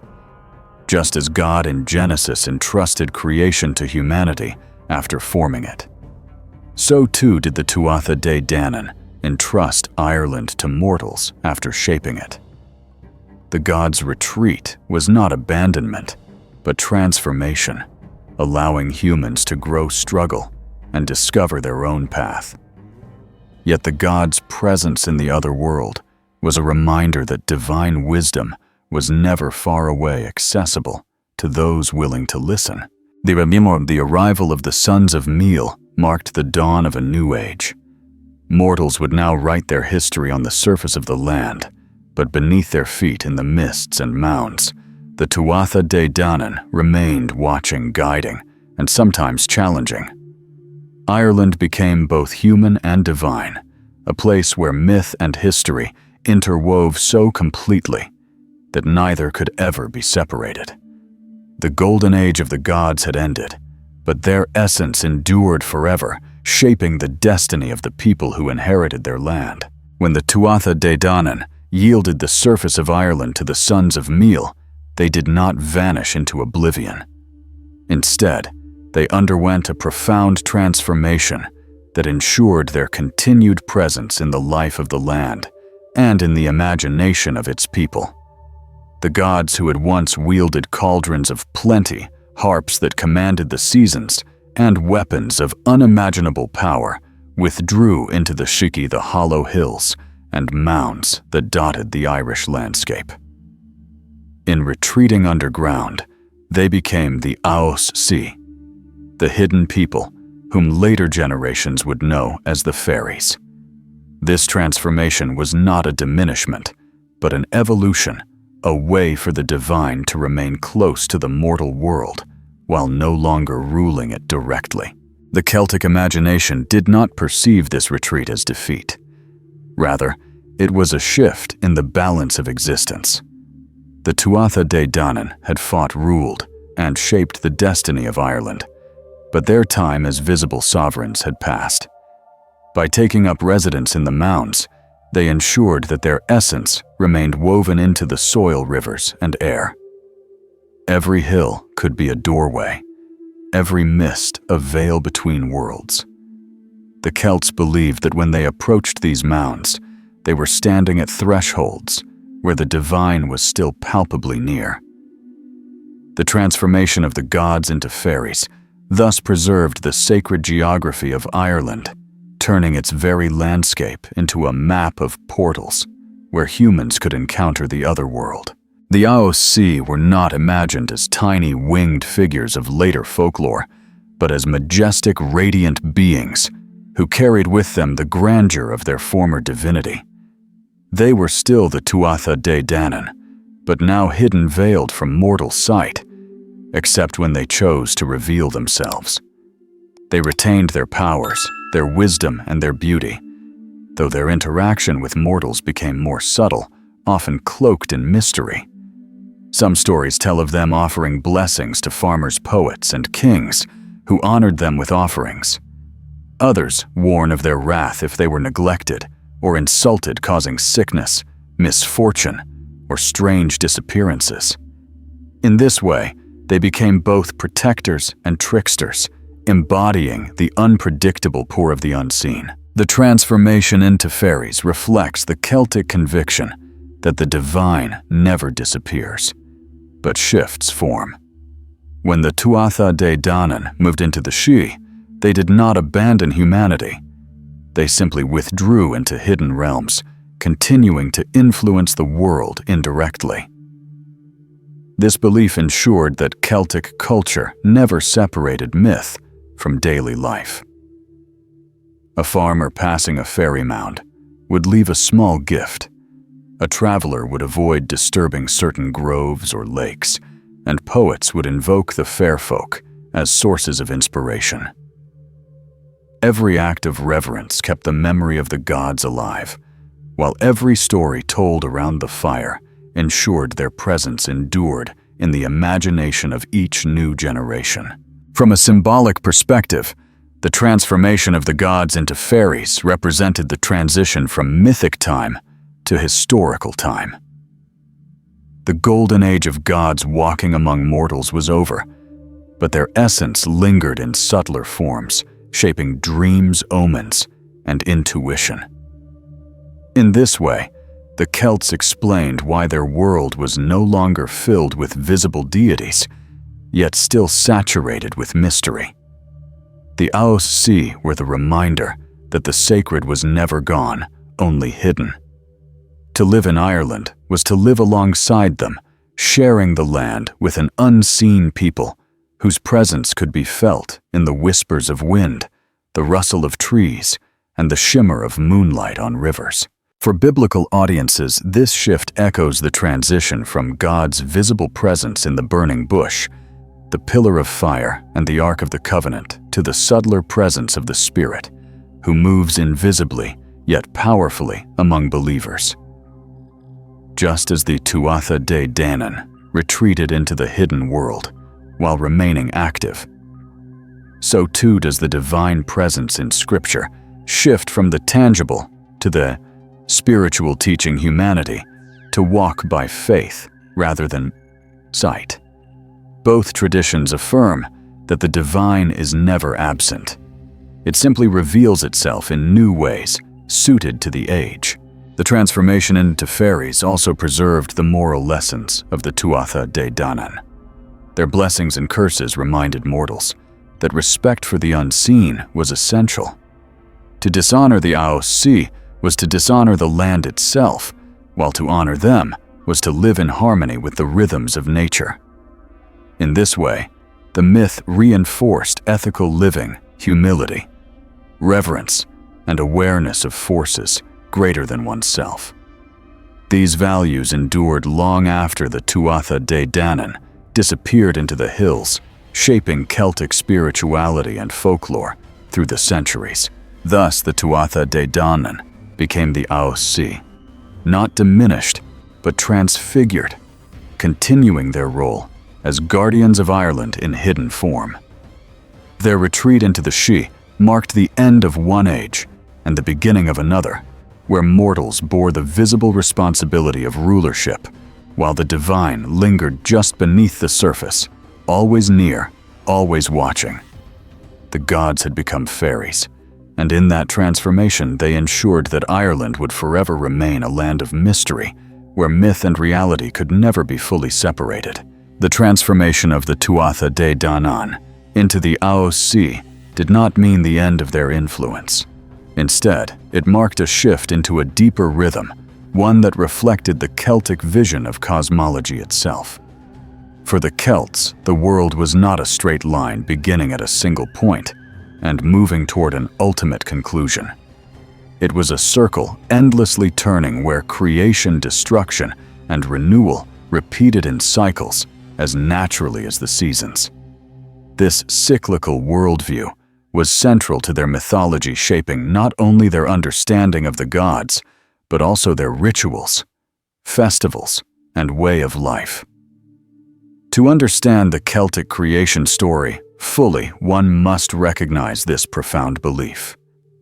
Time itself is a wheel, and every ending is also a beginning. The battles of the Tuatha De Danann against the Fomorians were not just ancient wars. They were cosmic dramas, repeated every year in the cycles of nature. The victory of the gods over Baelor was remembered in the harvest, when crops triumphed over weeds, when light overcame the darkness of hunger.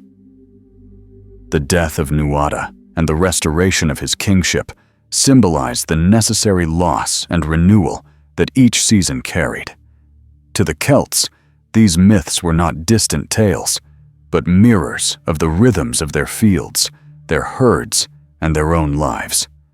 The cosmos itself pulsed with repetition, reminding them that nothing was ever final, that death was but a passage into new birth, and that destruction was always accompanied by the seeds of renewal. Their festivals embodied this cosmology.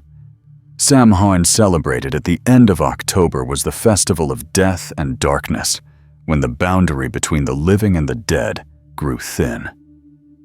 A time of endings, but also of preparation for new beginnings. Beltane at the start of May was the celebration of life and fertility, when fire and passion returned to the land. Imbolc marked the stirring of spring, the first hints of renewal in the bleakness of winter, while Lughnasadh honored Luch, and the first harvest the triumph of abundance over famine. Each of these festivals was more than ritual. It was participation in the eternal cycles of creation and destruction. By celebrating them, the Celts aligned themselves with the heartbeat of the cosmos, ensuring that their lives flowed in harmony with the larger cycles of existence. This cyclical view of time contrasted sharply with the linear perspective of biblical tradition. In Scripture, creation has a definite beginning, and history moves toward a final judgment and a new heaven and earth. Time is a journey with direction and destination. For the Celts, however, time had no final conclusion, but eternal return. This difference is profound, yet both perspectives serve unique spiritual purposes. The biblical view emphasizes urgency, destiny, and fulfillment, while the Celtic view emphasizes endurance, resilience, and balance. Both seek to answer the same question: how should humanity live in the face of chaos and uncertainty? The Celts answered by teaching that survival requires surrender to cycles, that to resist death or change is to resist life itself. The cosmology of cycles also shaped the Celtic understanding of the soul. Just as the seasons died and returned, so too did souls. Reincarnation, or the return of souls, through many lifetimes, was a natural extension of this worldview. Life and death were not opposites, but companions, doorways into each other. The other world was never far, and every passing from one life was simply a movement into another turn of the wheel. This belief infused their myths with hope, for even the greatest tragedies carried the promise of return. Heroes who died in one story could be reborn in another, and every soul carried within it the memory of countless cycles before. By binding themselves to the cycles of time, the Celts found resilience in the face of uncertainty. Droughts, famines, and invasions could shake their lives, but the rhythm of myth and festival assured them that no shadow lasted forever. Darkness was always followed by light, hunger by abundance, death by renewal. The cosmology of cycles gave them courage to endure, to honor the land, and to live with patience. It was not blind optimism, but wisdom born of centuries of watching the seasons, reading the skies, and listening to the whispers of their gods. In the context of the Celtic creation story, this cyclical worldview is crucial. The battles of gods, the rise and fall of rulers, the retreat into the Sidhe, All these were not seen as permanent shifts, but as part of the eternal dance. The gods themselves were subject to the wheel, reminding mortals that even the divine moves within the rhythm of return. Creation was not an event long past, but a process unfolding, eternally renewed in every sunrise, every festival, every heartbeat of the earth. Thus, Celtic cosmology reveals a profound spiritual insight. It cannot be grasped as a straight line, but must be lived as a circle. To live well is to honor the cycles, to accept both loss and gain, death and birth, with reverence.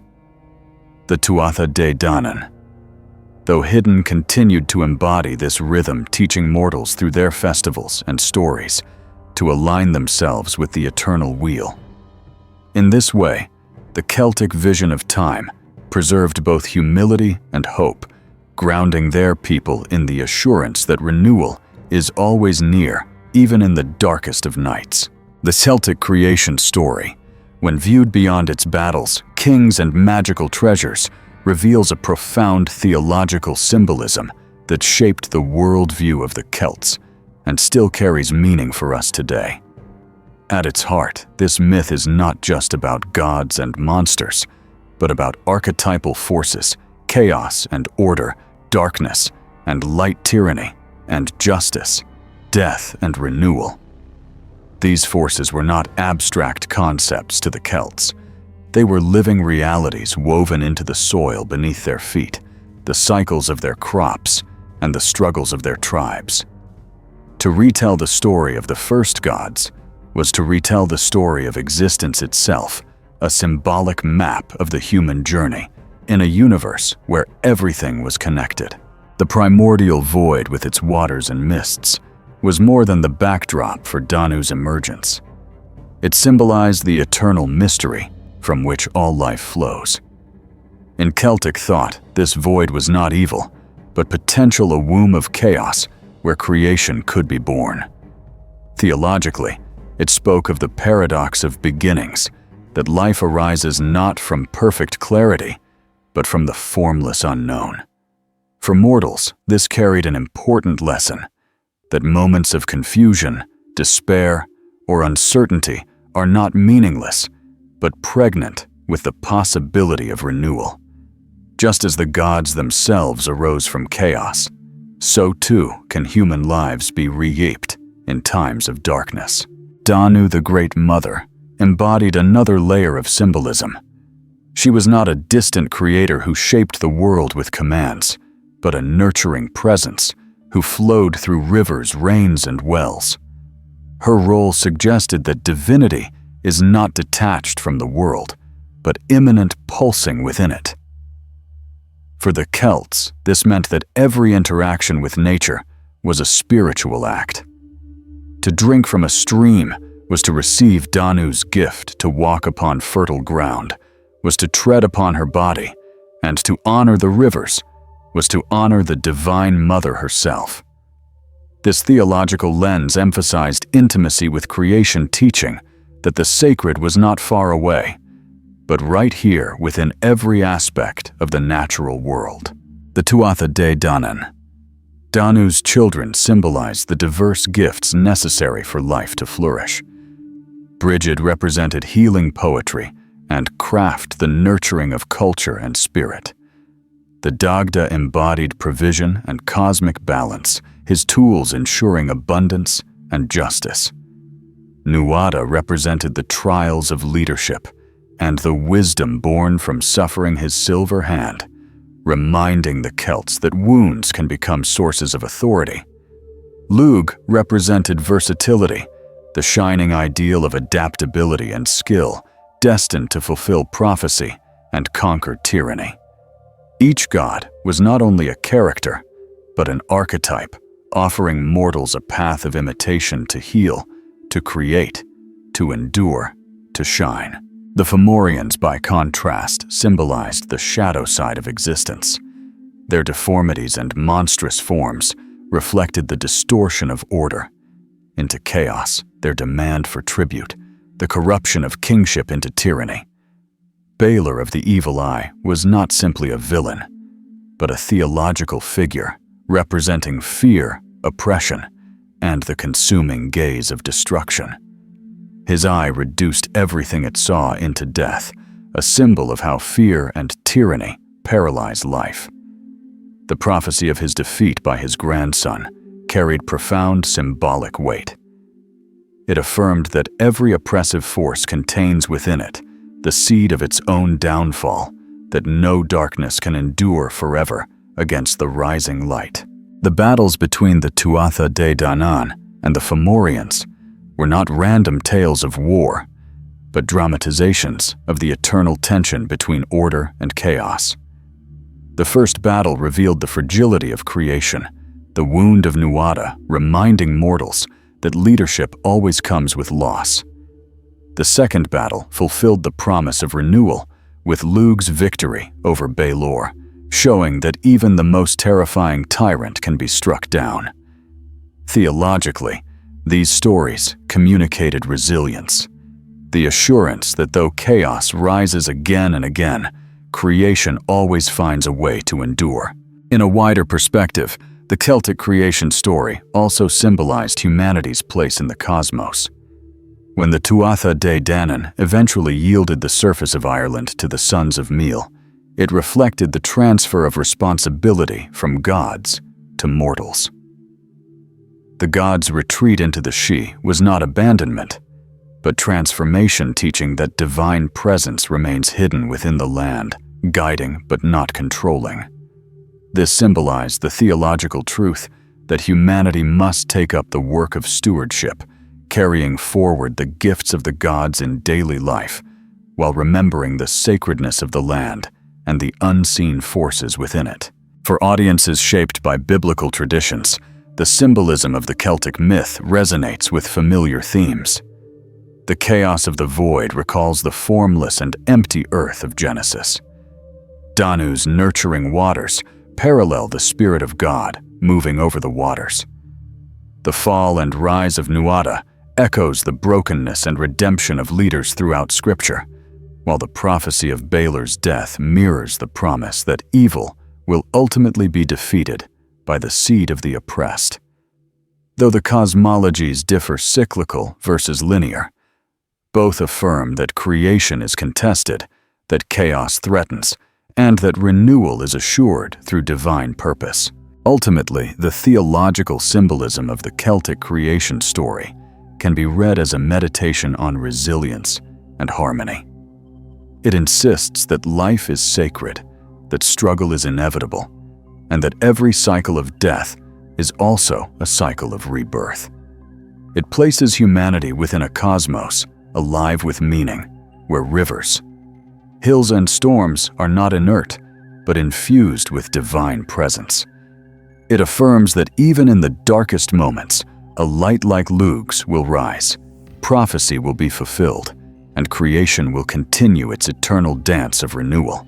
The Celtic creation story did not end with the retreat of the Tuatha De Danann into the Sidhe, or with the victory of the sons of Meal upon the surface of Ireland. Like all myths, it continued to live on, reshaped in the memory of the people, whispered in the wind, over hills, and sung in the verses of poets. Its legacy was not confined to the ancient world, but infused into every generation that followed, guiding how the Celts viewed their land, their gods, and their place in the cosmos. The story was never static. It was a living inheritance, shaping both culture and spirituality across centuries. One of the most enduring legacies of this myth is the idea of the land itself as sacred. Because the Tuatha De Danann had embodied the fertility of the soil, the waters of rivers, and the harmony of seasons. Their retreat into the mounds meant that every hill, glen, and lake carried divine presence. This belief gave rise to the profound Celtic reverence for nature. Trees became holy wells, became sites of pilgrimage, and mounds were treated with awe, for they were not merely natural features, but thresholds to the other world. Even today, Irish folklore preserves warnings against disturbing fairy forts or sacred groves, a lingering memory of the old conviction that the gods still dwell just beyond the veil. Another legacy lies in the festivals that structured Celtic life. Samhain, Beltane, Imbolc, and Lughnasadh were not just agricultural markers, but reenactments of the cosmic drama. At Samhain, when the veil between worlds grew thin, people remembered the presence of the Aos and the continuing influence of the Tuatha De Danann. At Lughnasadh, the festival of Lugh, the people celebrated the victory of light over darkness, harvest over famine, and prophecy fulfilled over tyranny. These rituals ensured that the myth remained alive, not as distant legend, but as a pattern woven into daily and seasonal life. By celebrating them, the Celts lived the creation story anew, aligning their lives with the eternal cycles of struggle and renewal. The Celtic creation story also shaped their understanding of leadership and kingship.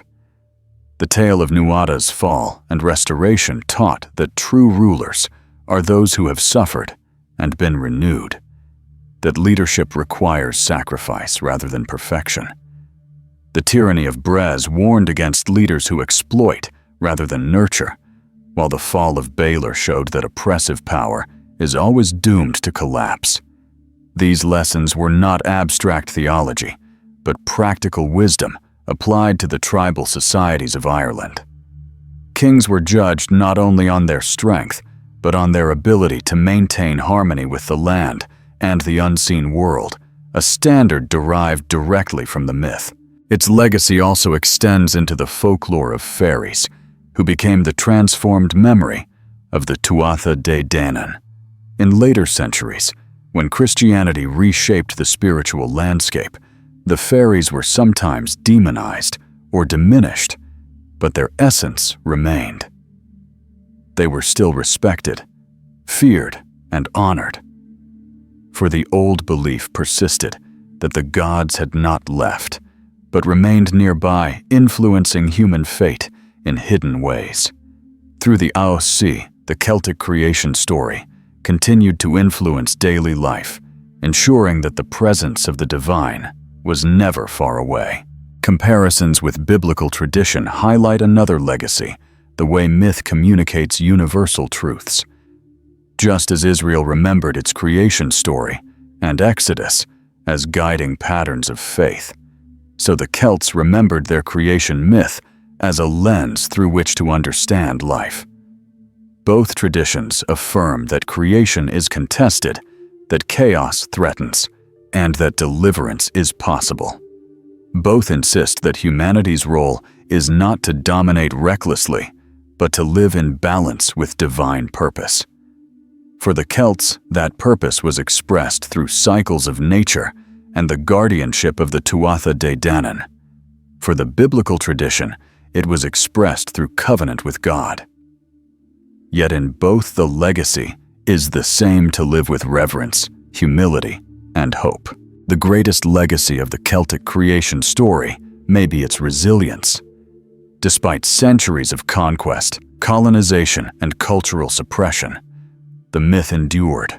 It survived in folklore and poetry, in the whispered fear of fairy mounds, and in the celebration of festivals.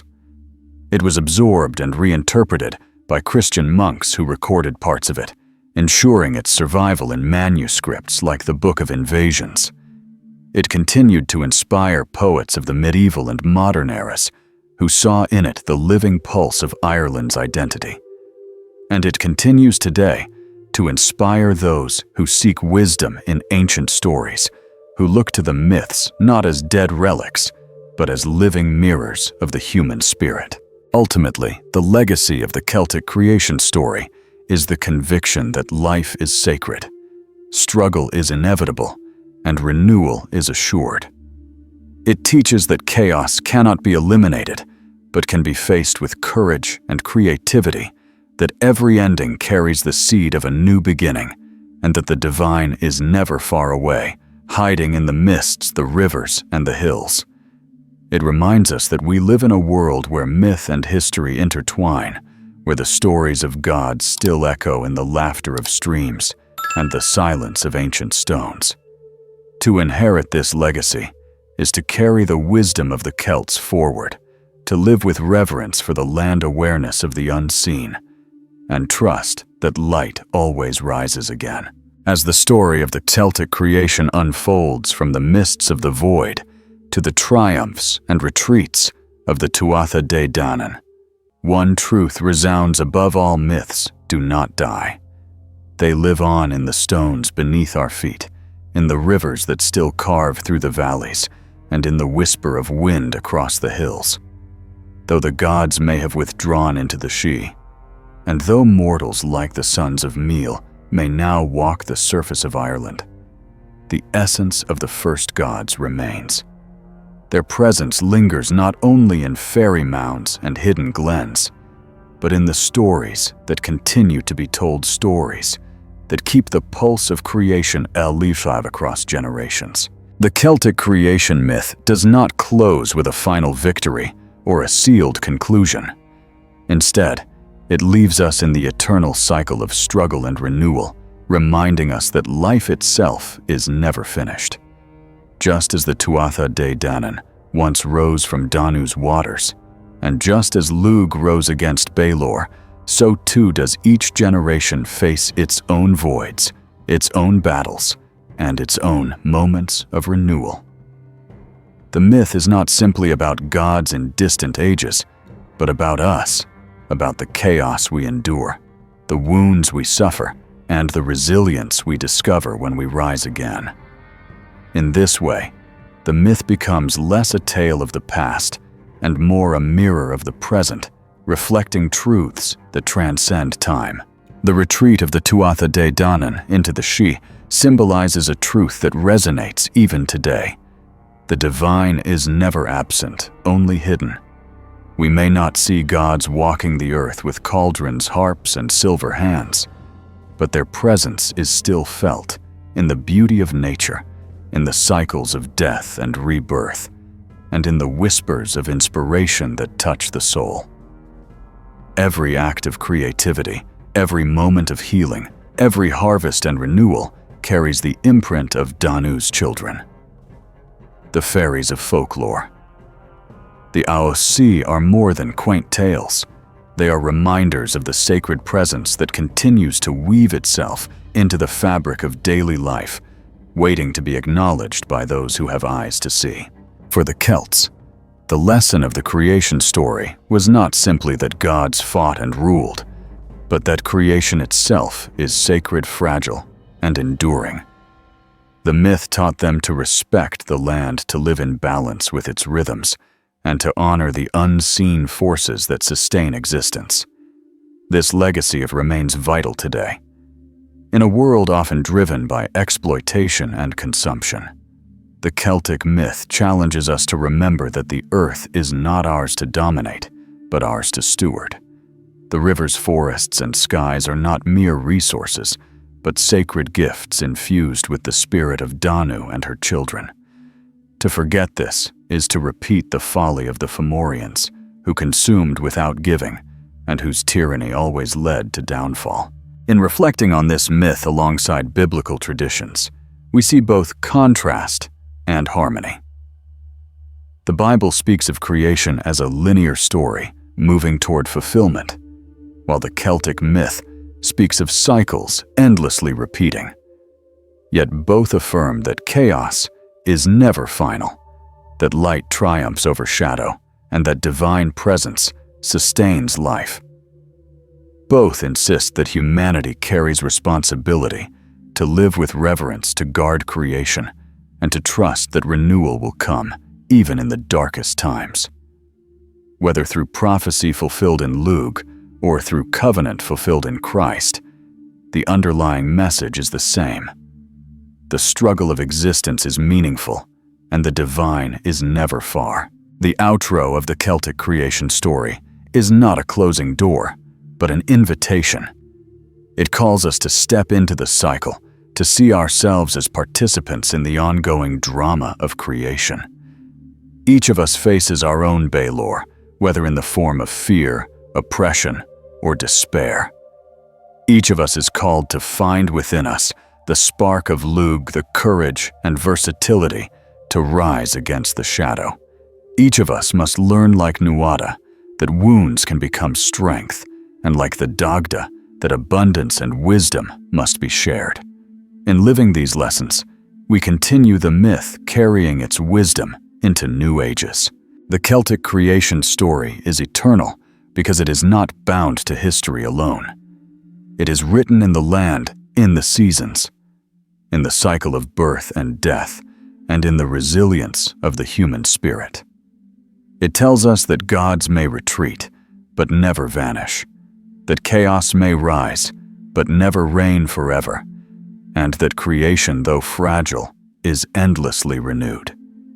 Its echo still resounds wherever rivers flow, wherever stories are told, and wherever hearts turn to the mystery of existence with reverence and wonder. And so as the tale draws to a close, we do not bid farewell to the Celtic gods.